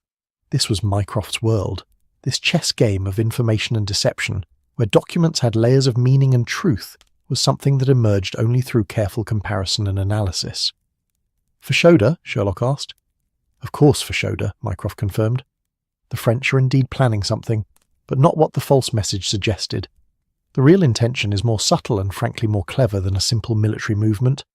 They're creating the appearance of aggressive intent to justify defensive preparations that are actually offensive in nature, while making it appear that Britain is the aggressor if we respond to the false provocation."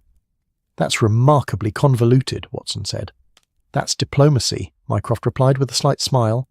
"The goal is never to win directly, but to make the opponent's victory too expensive to pursue. France can't compete with British military resources in Africa, but they can make the competition costly enough that Britain decides the prize isn't worth the price.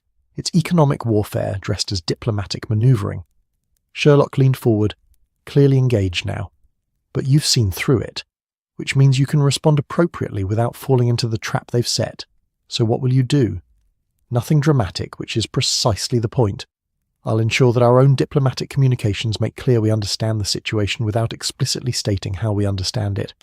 We'll make our own defensive preparations that look defensive but maintain offensive capacity. And we'll wait for France to either overplay their hand or realise we're not going to be provoked into the overreaction they're hoping for. Mycroft drew on his cigarette, exhaled slowly. It's rather like your detective work, Sherlock, except instead of catching the criminal after the crime, I'm preventing the crime from happening in the first place. Less satisfying in some ways, more important in others. And the book? Watson asked. What was it actually? A volume of French poetry, coincidentally, Mycroft said. Verlaine, if you're curious. The message was written in invisible ink between the printed lines, revealed only with the proper chemical treatment. Quite elegant, really. The book itself was unremarkable enough that it could be transported without suspicion, but unique enough, a specific edition, a specific set of annotations, that we could verify its authenticity. And you needed Watson to collect it because, Sherlock prompted, because Dr. Watson is known to be associated with you, but not formally connected to government service, which made him perfect for retrieving something sensitive without triggering the observation that an official courier would have attracted. Also because he's trustworthy, competent, and unlikely to open the package out of curiosity, which is more than I could say for certain other parties I might have asked. Mycroft looked at Sherlock with pointed significance. I would have opened it, Sherlock admitted cheerfully.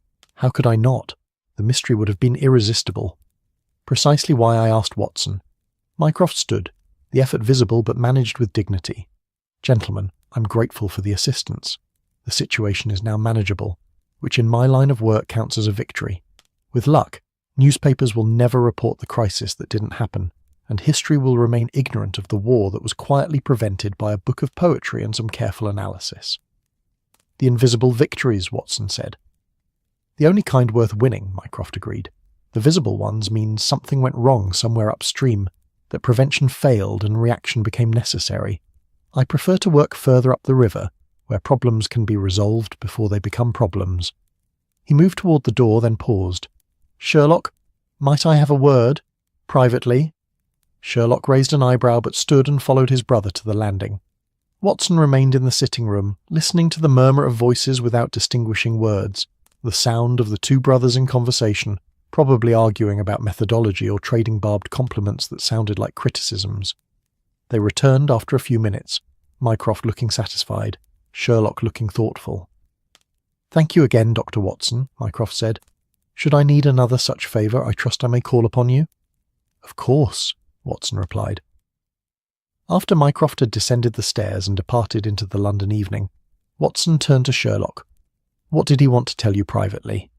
He wanted to admit that my deductions about the situation were essentially correct, but he preferred to do so without you witnessing him being complimentary. Mycroft has an image to maintain, and excessive brotherly affection would damage it. Sherlock smiled. He also suggested I might want to write up the affair for your chronicles, as it demonstrates the application of deductive methods to diplomatic rather than criminal matters, which is his way of saying he'd like some credit for being clever without having to officially take any credit, which would be inappropriate for a man in his position. Will you write it up? I'll tell you about it, and you can decide whether it merits recording. It's an interesting case, in its way. A mystery solved not through physical investigation, but through careful analysis of information and understanding of human psychology.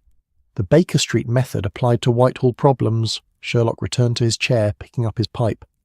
Though I must say I prefer murders. At least with murders, someone has definitely died, which provides a clear starting point for investigation. With Mycroft's work, you're trying to prevent deaths that might not occur anyway, which makes measuring success rather nebulous. Watson reclaimed his chair and his tea, which had gone cold but was still drinkable. Outside, night had properly arrived. Baker Street reduced to pools of gaslight and shadows, the city settling into its evening rhythms. The fire crackled companionably, and somewhere below, Mrs. Hudson was probably preparing something for dinner, maintaining the domestic infrastructure that made their more exotic activities possible. Do you ever envy him? Watson asked. Your brother? The scale of what he does? Sherlock considered the question seriously. Sometimes, there's something appealing about the idea of moving pieces on such a large board, of preventing wars rather than solving murders, but mostly no. Mycroft's work requires patience and subtlety and endless committee meetings, none of which suit my temperament. I prefer the immediate, the tangible, the criminal who can be caught, and the mystery that can be solved definitively. He drew on his pipe, the smoke curling up toward the ceiling. We're each suited to our particular form of detection, he and I. His prevents the crises, mine cleans up the individual messes. Both are necessary, neither is sufficient alone. A comfortable division of labour, Watson observed. Comfortable might be overstating it, but functional certainly. Sherlock closed his eyes again, returning to that state of dreamy contemplation. And now, Watson, unless you have pressing medical emergencies to attend to, I suggest we enjoy our evening of peaceful domesticity. Tomorrow will bring its own complications, no doubt. Tonight, we have tea and fire and the satisfaction of a puzzle successfully solved, even if most of it was solved by Mycroft in his stuffy office while we merely carried books across London. Sometimes carrying books is enough, Watson said. Sometimes, Sherlock agreed, though I do prefer when the carrying is accompanied by at least a modest adventure. Give it time, Watson said, smiling. Adventure has a way of finding us, whether we go looking for it or not, and in the comfortable quiet of 221B Baker Street, as evening deepened into night, and London continued its endless, restless existence beyond their windows that seemed like as much wisdom as the day required.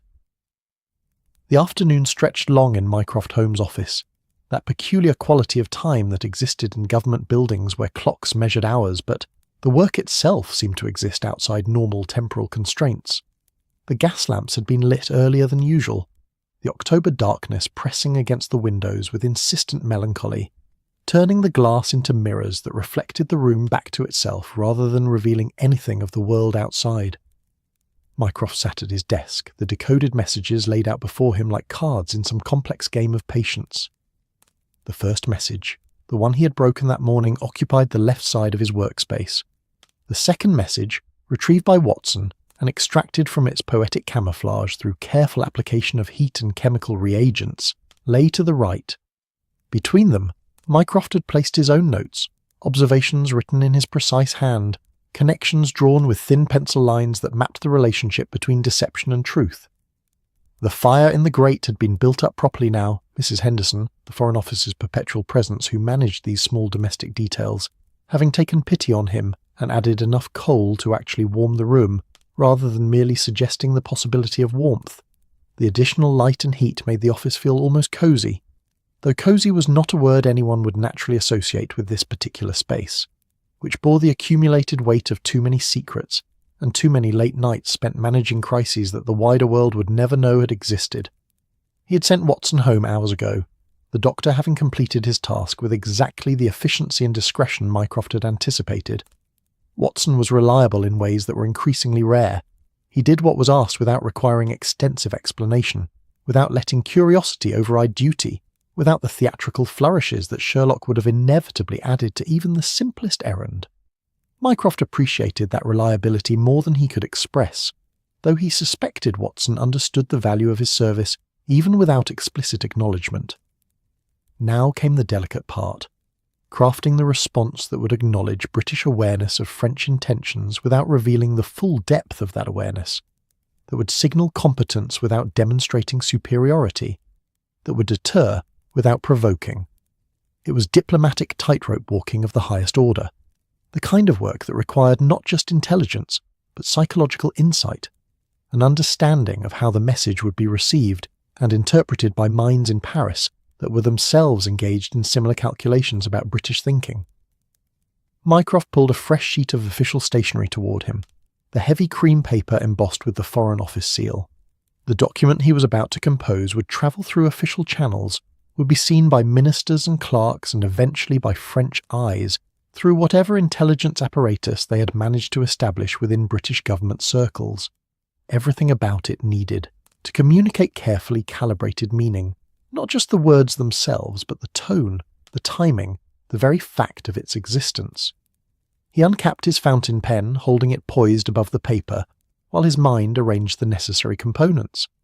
The opening would be formal, acknowledging receipt of intelligence regarding French activities near Fashoda. That much was unavoidable and expected. The middle section would express measured concern, not alarm, which would suggest panic and not dismissal, which would suggest either ignorance or dangerous confidence. The conclusion would reaffirm British interests in the region, while leaving room for diplomatic discussion, the implicit suggestion that negotiation remained preferable to confrontation. But beneath that surface meaning, the subtext needed to convey something more subtle, that Britain had seen through the deception, that the false intelligence had been identified as false, that attempting to manipulate British response through manufactured provocations would not succeed. And all of this needed to be communicated without stating it explicitly, through implications and careful word choice that would be clear to sophisticated readers while maintaining plausible deniability if questioned. It was, Mycroft reflected as he began to write, rather like composing poetry, every word carrying weight beyond its literal meaning, the spaces between phrases as significant as the phrases themselves, the whole construction designed to resonate in the mind of the reader and produce effects that pure prose could never achieve. To His Excellency the French Minister of Foreign Affairs he wrote, the pen moving smoothly across the paper, forming letters with that careful precision that had become second nature over decades of diplomatic correspondence. We acknowledge receipt of intelligence regarding military movements in territories of mutual interest to our respective nations. Her Majesty's government has noted these reports with the careful attention such matters deserve, and has conducted appropriate analysis to determine their significance and authenticity. The word authenticity was the first signal.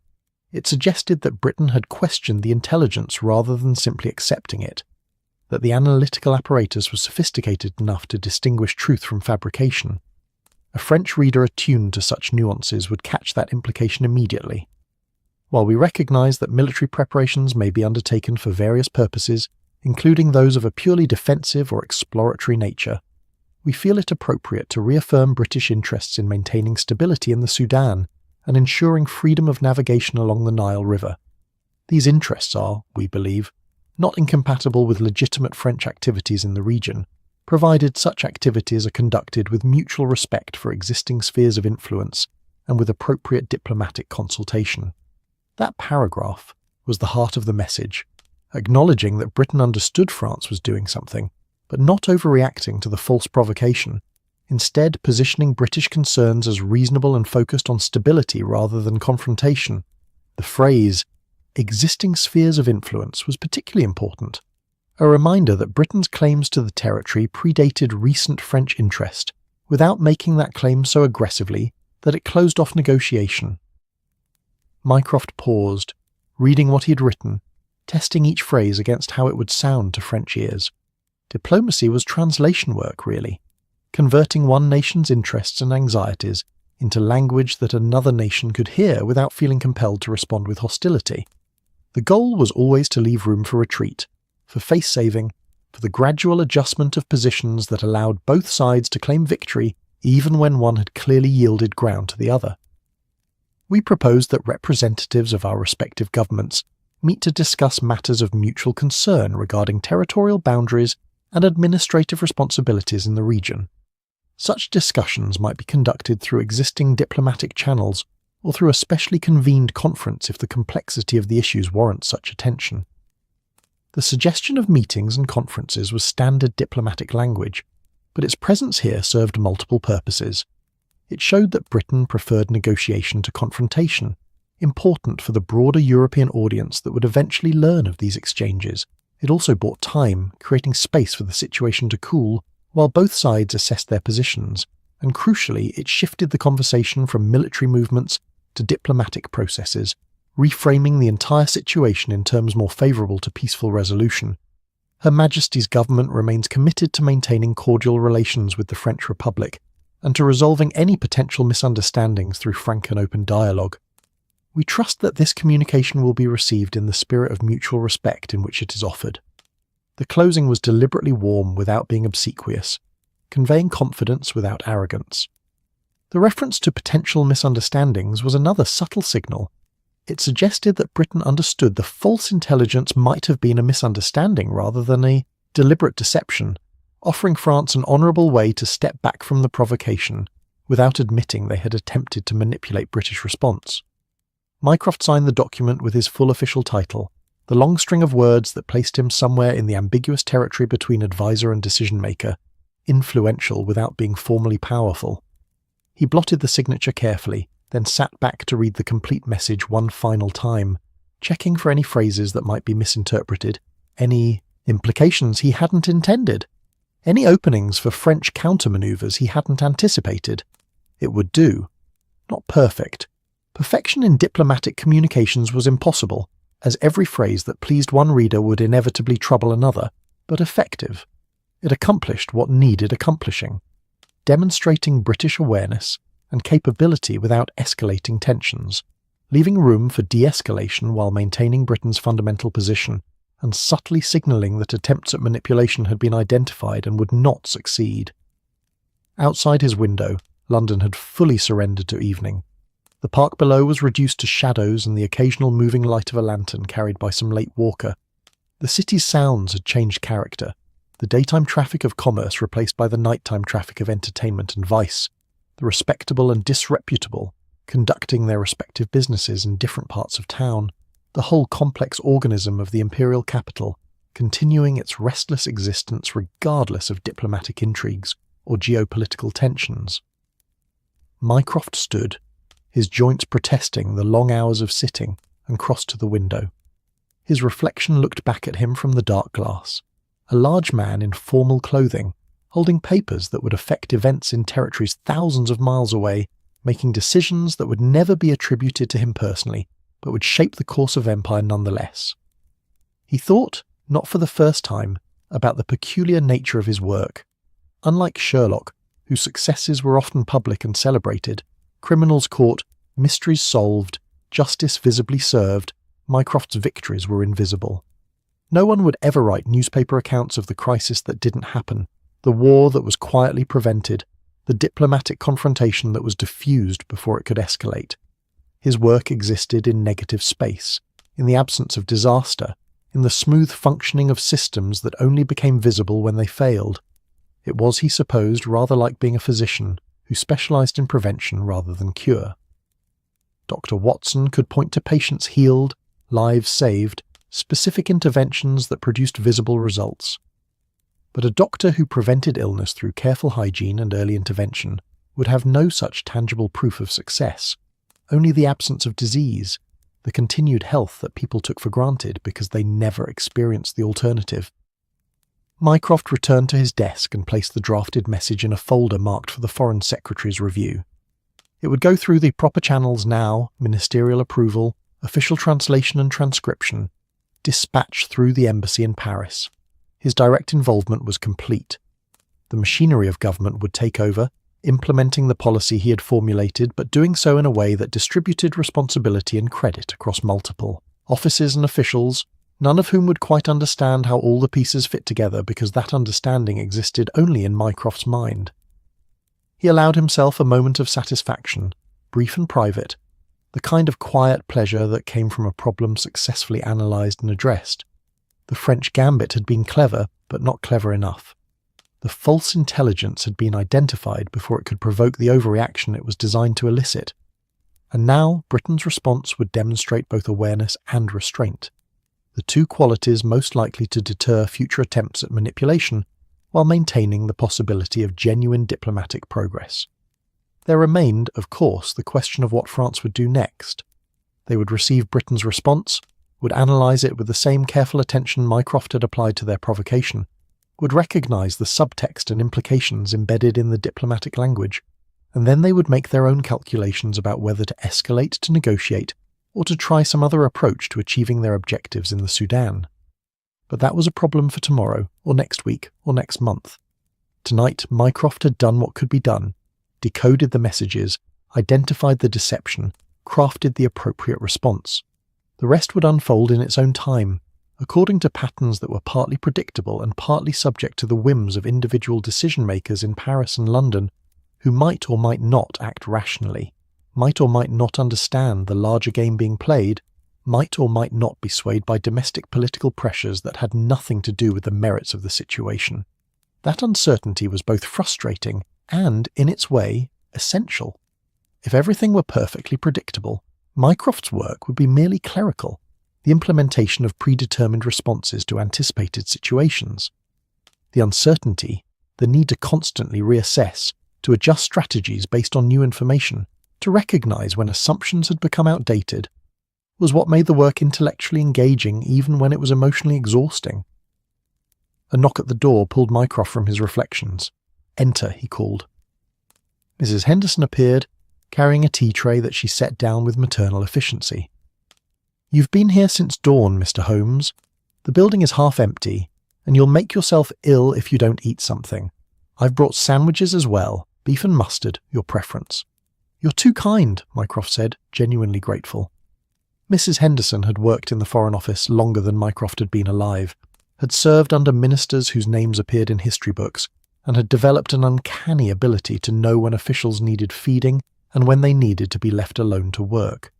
She managed the building's domestic infrastructure with the same quiet competence that Mycroft managed its intellectual infrastructure, invisibly, essentially, and without expectation of acknowledgement. "Kind has nothing to do with it," she replied, already moving toward the door. "Can't have you collapsing from hunger and leaving important work unfinished. The Empire may not notice, but I would, and I'd have to explain to Mrs. Holmes why I let her son work himself to death, which is a conversation I'd rather avoid." She departed before Mycroft could respond, leaving him alone with the tea tray and his own slight smile at being managed so efficiently by someone who understood that even those who managed empires needed managing themselves occasionally. He poured tea, proper temperature this time, unlike the morning succession of abandoned cups, and ate one of the sandwiches, suddenly aware of hunger now that food was present. The beef was excellent, the mustard sharp enough to be interesting, the bread fresh enough to suggest Mrs. Henderson had anticipated his needs and arranged for proper provisions rather than whatever remained in the building's general larder. As he ate, Mycroft's mind continued working, reviewing the day's accomplishments and the challenges that would follow. The immediate crisis was managed, but the larger question of Fashoda remained unresolved. Eventually, Britain and France would need to reach some definitive arrangement about their respective claims to territories in the Sudan. That negotiation would be complex, involving not just military and strategic considerations, but also questions of prestige, domestic political pressures in both countries, and the reactions of other European powers who were watching the Anglo-French competition with their own interests in mind. But that was the long game, the patient work of years rather than days. For tonight, Mycroft had moved the pieces as needed, had responded to France's gambit with a counter-move that preserved British interests while avoiding escalation. The board was set for the next phase of the game, whatever that might entail. He finished his tea and sandwich, tidied his desk with the methodical care that kept chaos at bay, and prepared to depart. The message to France would be dispatched tomorrow, after ministerial review. His analysis and recommendations would be filed in folders that would eventually be archived, perhaps to be discovered decades hence by historians trying to understand how the Anglo-French rivalry over Africa was managed during these particular months of 1893. Or perhaps the documents would simply moulder in storage, never examined, the crisis they addressed forgotten because it never became a crisis, prevented through the kind of careful diplomatic work that history rarely recorded, because it was, by definition, about what didn't happen rather than what did.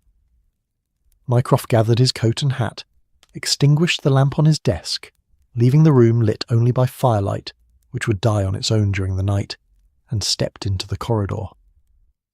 The Foreign Office was indeed nearly empty now, just a few lights visible in distant offices where other officials were conducting their own late-night work, managing their own pieces of Empire's vast and complicated machinery. He descended the stairs slowly, his sighs making haste inadvisable, and emerged into Whitehall where the evening traffic continued its flow, unaware and unconcerned with the diplomatic intricacies being managed in the buildings around them. London, vast and indifferent, carried on with its own priorities, which rarely aligned precisely with those of the men who thought they were managing its destiny. A hansom cab was waiting. Mrs. Henderson's efficiency extended to arranging transportation, apparently, and Mycroft climbed in with relief, settling his bulk on the narrow seat as the driver urged the horse forward. The journey to his club would be brief, the streets relatively clear at this hour. There he would have a proper dinner, perhaps a glass of decent wine, and the company of other men who understood that conversation could be pleasantly inconsequential, that not every silence needed to be filled with strategic analysis or diplomatic calculation. Tomorrow would bring its own challenges. The French response, when it came, would need careful interpretation. Other matters would demand attention. There were always other matters, an endless succession of crises potential and actual, of situations requiring management and decisions requiring thought. The work never truly ended, only paused and resumed. But tonight, Mycroft had earned his rest. The cipher was broken, the deception understood, the counter-move executed. And somewhere in the vast network of information and influence that connected London to Paris, to Africa, to the far corners of two competing empires, the pieces were shifting in response to decisions made in a cluttered office overlooking St. James's Park. The invisible victories indeed, the only kind worth winning, and the only kind Mycroft knew how to pursue. As the hansom carried him through London's evening streets, he allowed himself a moment of contentment, brief, private, and sufficient. London at evening was a different creature than London by day, softer somehow, despite the increased dangers that darkness brought. The fog that had retreated during the afternoon returned with the falling temperature, not the thick choking fog of winter but the gentler autumn variety that softened edges and muted sounds, turning the city into something almost dreamlike, a place where the hard realities of empire and industry were temporarily obscured by moisture and failing light.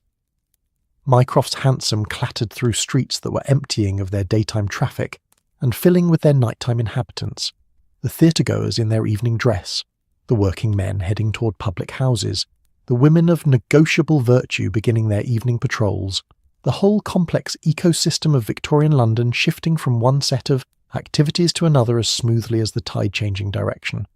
The gas lamps created pools of warm yellow light that the fog turned into soft halos, navigation points in the gathering darkness that marked safe passage through streets that could be treacherous for the unwary.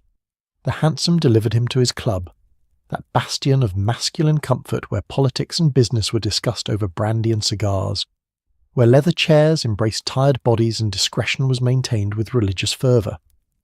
Mycroft paid the driver with the addition of a generous tip. The man had waited without complaint, had conveyed his passenger safely through evening traffic, deserved acknowledgement of competent service, and mounted the steps to the entrance where a porter materialised to open the door before Mycroft could reach for the handle. "Good evening, Mr. Holmes. Your usual table is available in the dining room if you wish." "Thank you, Peterson. I believe I'll take advantage of it." The club's interior was everything the October evening was not. Warm, dry, well lit without being harsh, smelling of wood polish and old leather, and the excellent cooking that emerged from kitchens below. The murmur of conversation drifted from the various rooms, that particular acoustic quality of men talking without needing to impress or perform, comfortable in their environment and their company. Mycroft surrendered his coat and hat to Peterson, and made his way to the dining room, where indeed his usual table awaited, positioned in a corner where he could observe the room, without being easily observed in return, close enough to the fireplace for warmth but not so close as to be uncomfortably hot. The waiter appeared immediately, as if summoned by telepathy rather than visual cues, with a menu that Mycroft barely glanced at before ordering the roast beef with all accompaniments and a half bottle of the Burgundy he favoured. As he waited for his meal, Mycroft allowed himself to truly relax for the first time since that morning's decoded message had set the day's events in motion. His shoulders, which had been carrying tension without his conscious awareness, settled slightly. His mind, which had been racing through implications and counter-implications for hours, began to slow to something approaching a sustainable pace. This was the value of ritual, of familiar surroundings and expected comforts. They provided permission to step back from constant vigilance, to simply exist without strategic purpose for a brief interval. The dining room was perhaps a quarter full, other members enjoying their dinners in various configurations of solitude or companionship.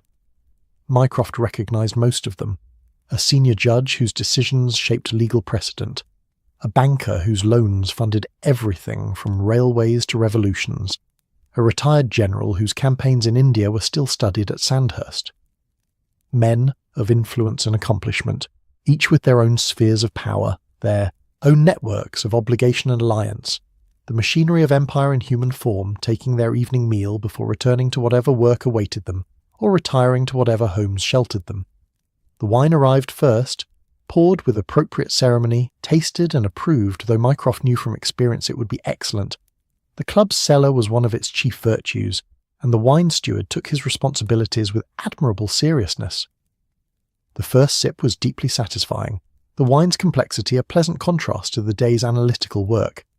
Sometimes pleasure could be simple. Good wine, warm fire, the prospect of excellent beef prepared by a chef who understood that meat should taste like itself rather than like the sauces that drowned it in lesser establishments. His meal arrived promptly, and Mycroft applied himself to it with the focused attention he brought to most activities. The beef was perfect, deeply flavoured, properly rested, sliced thick enough to be substantial. The Yorkshire pudding was crisp and airy, the roasted vegetables were not overcooked into submission, and the horseradish had enough bite to cut through the richness of the meat. It was, he reflected as he ate, deeply civilised.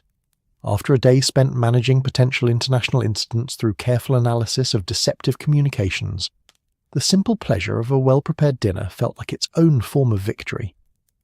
He was halfway through his meal when Sir Reginald Morton approached his table, moving with the careful deliberation of a man who had enjoyed several drinks before dinner and was conscious of maintaining his dignity despite them. Sir Reginald was Foreign Office, though senior enough that his work was more about attending meetings than conducting analysis, more about representing position than developing policy. "Holmes, thought that was you tucked away in the corner.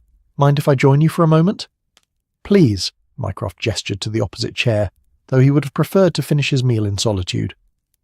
But club etiquette and professional courtesy both demanded accommodation of the request.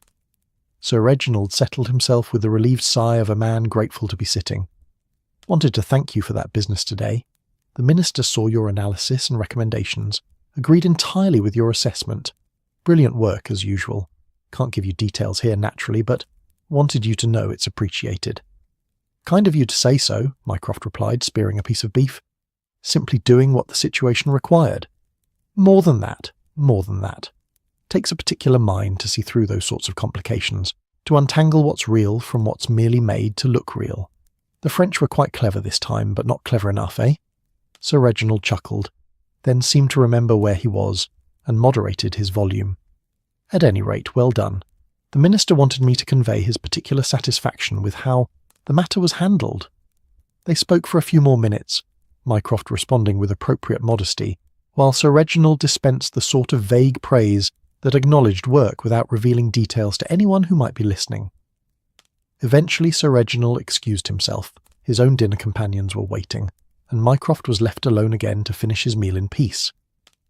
The brief interaction reminded him why he preferred his corner table, and why he generally avoided the club's more social areas. Recognition was pleasant enough, but it always came with the burden of expectation, the assumption that because one had solved today's puzzle, one would inevitably solve tomorrow's as well. And while that assumption was generally accurate, Mycroft found it occasionally exhausting to carry other people's confidence in his abilities, alongside his own necessary self-doubt that kept those abilities sharp. He finished his beef, declined dessert. There were limits to even his appetite, and he had exceeded his usual intake already, and accepted coffee, which arrived in a small silver pot, accompanied by cream and sugar he never used. The coffee was excellent, strong enough to be interesting, but not so strong as to interfere with eventual sleep. He drank it slowly, savouring both the taste and the moment of stillness it provided, the brief pause between the day's work and whatever the evening would bring. Around him, the dining room continued its quiet business. Conversations rose and fell, creating a gentle acoustic backdrop that was somehow both present and ignorable. Cutlery clinked against china, wine was poured, courses were delivered and removed with the efficient discretion of staff who understood that good service was invisible service. It was all very civilised, very British, very much the reward that men like Mycroft told themselves justified the work they did. The preservation of a world where roast beef could be enjoyed in comfortable surroundings, while somewhere in Africa, territories were disputed and in Paris, diplomats plotted their strategies. Mycroft finished his coffee and rose, nodding to the few members who acknowledged his departure. He collected his coat and hat from Peterson, and stepped back out into the London evening, which had deepened into proper night during his meal. The fog was thicker now, the gas lamp struggling to penetrate it, creating discrete islands of visibility connected by faith and memory, more than actual sight. He began walking rather than immediately hailing a cab, the need for physical movement suddenly stronger than the desire for convenience. His flat was not far, a comfortable set of rooms in a building that housed other professional gentlemen, close enough to Whitehall for easy access, but far enough to maintain the illusion of separation between work and life, though in Mycroft's case that separation was largely theoretical. The streets were quieter now, the evening traffic having thinned to the occasional hansom or private carriage. His footsteps echoed slightly in the fog-muffled night, keeping him company as he walked. The exercise was pleasant after hours of sitting, the cool damp air refreshing after the club's overheated interior. London at night had its own beauty, Mycroft thought. Not the obvious beauty of grand architecture and imperial monuments, but the subtle beauty of a city at rest, of lights glowing in windows where people lived their private lives, of distant sounds suggesting activity just beyond perception. He thought about the day's work as he walked, reviewing it not with anxiety, but with the professional satisfaction of a task completed competently. The cipher had been broken, the deception identified, the appropriate countermove executed. Watson had performed his role admirably. Sherlock had been managed without excessive difficulty, and the machinery of government had been set in motion to implement the policy Mycroft had formulated. It was, in its way, as complete a victory as his work ever achieved. Not dramatic, not public, but effective. And more importantly, it was preventative. Somewhere in an alternate version of events, Britain had overreacted to the false intelligence, had deployed forces to confront a French presence that was either exaggerated or entirely fictional, had perhaps even triggered the military confrontation that both sides nominally wanted to avoid. In that alternate timeline, newspapers would be full of crisis and potential war, ministers would be defending their decisions to Parliament, and the delicate balance of European power would be tilting dangerously toward conflict. But in this timeline, the actual timeline shaped by Mycroft's analysis and response, none of that would happen. The crisis would not occur because it had been diffused before it could properly exist. And because it didn't occur, no one except a handful of officials would ever know it had been a possibility, would ever appreciate the work that went into preventing it. That was fine. Mycroft had long ago made peace with the invisibility of his contributions. Glory and recognition were for soldiers and politicians, for those whose work could be photographed and celebrated, whose victories could be reduced to headlines and commemorative medals. Mycroft's victories existed in absence, in the wars that didn't happen and the crises that never materialized, and he found that form of success more satisfying than any public acclaim could have been. He reached his building, a solid Victorian construction of Portland stone and brick that suggested prosperity without ostentation. The night porter opened the door with a respectful nod. "Evening, Mr. Holmes," and Mycroft climbed the stairs to his third-floor flat, arriving slightly winded, but not uncomfortably so. The exercise had been beneficial, he decided, even if his body would have preferred the cab. His flat was dark and cool, untouched since morning. He lit the gas lamps, adding their warm glow to rooms that were comfortable without being particularly personal. The furniture was good quality, the books on the shelves were actually read rather than merely decorative, and everything was arranged with the kind of order that suggested a mind that valued efficiency even in domestic spaces. It was not a home in the sense that most people understood the term. It lacked warmth, personal touches, the accumulated debris of emotional life, but it was his space, arranged to his preferences, and that was sufficient. Mycroft prepared for bed with the same methodical approach he brought to everything else. The evening routine of ablutions and changing clothes performed with habitual precision. He briefly considered reading. There was a new biography of Talleyrand he'd been meaning to examine, but decided against it. His mind had done enough work for one day. It deserved rest rather than additional stimulation. He extinguished the lamps and settled into bed, the darkness of his room complete except for the faint glow of street lamps filtering through the curtains. Outside, London continued its nocturnal existence. Somewhere police were walking their beats, somewhere theatres were emptying, somewhere the city's less respectable elements were conducting their business in shadows and alleys. But here, in this room, in this moment, there was only stillness, and the prospect of sleep. Mycroft's last conscious thoughts were of the morning, of the decoded message that had set everything in motion, of the elegant deception and the careful response. The game would continue tomorrow, would continue for months or years until the Fashoda question was finally resolved one way or another. But tonight, his piece was played, his move made, and he could rest with the satisfaction of work completed competently. Sleep, when it came, was deep and dreamless, the sleep of someone whose conscience was clear and whose mind had earned its respite. And in that sleep Mycroft Holmes, architect of invisible victories, preventer of wars that never were, guardian of an empire that would never know his name, found the peace that his work, for all its complexity and consequence, had ultimately been designed to preserve. Across London, in Baker Street, Dr. Watson was also preparing for bed, his own day's adventure reduced to a pleasant memory of walking through Soho and carrying a book that wasn't quite a book. Sherlock was likely still awake, his mind churning through some new puzzle or old case, his violin perhaps singing softly to the London night. Mrs. Hudson was certainly asleep, her daily labour of keeping impossible lodgers fed and housed complete for another day. And in Whitehall, in the Foreign Office where Mycroft had spent his day, the building was dark and quiet, its corridors empty, its secrets temporarily at rest.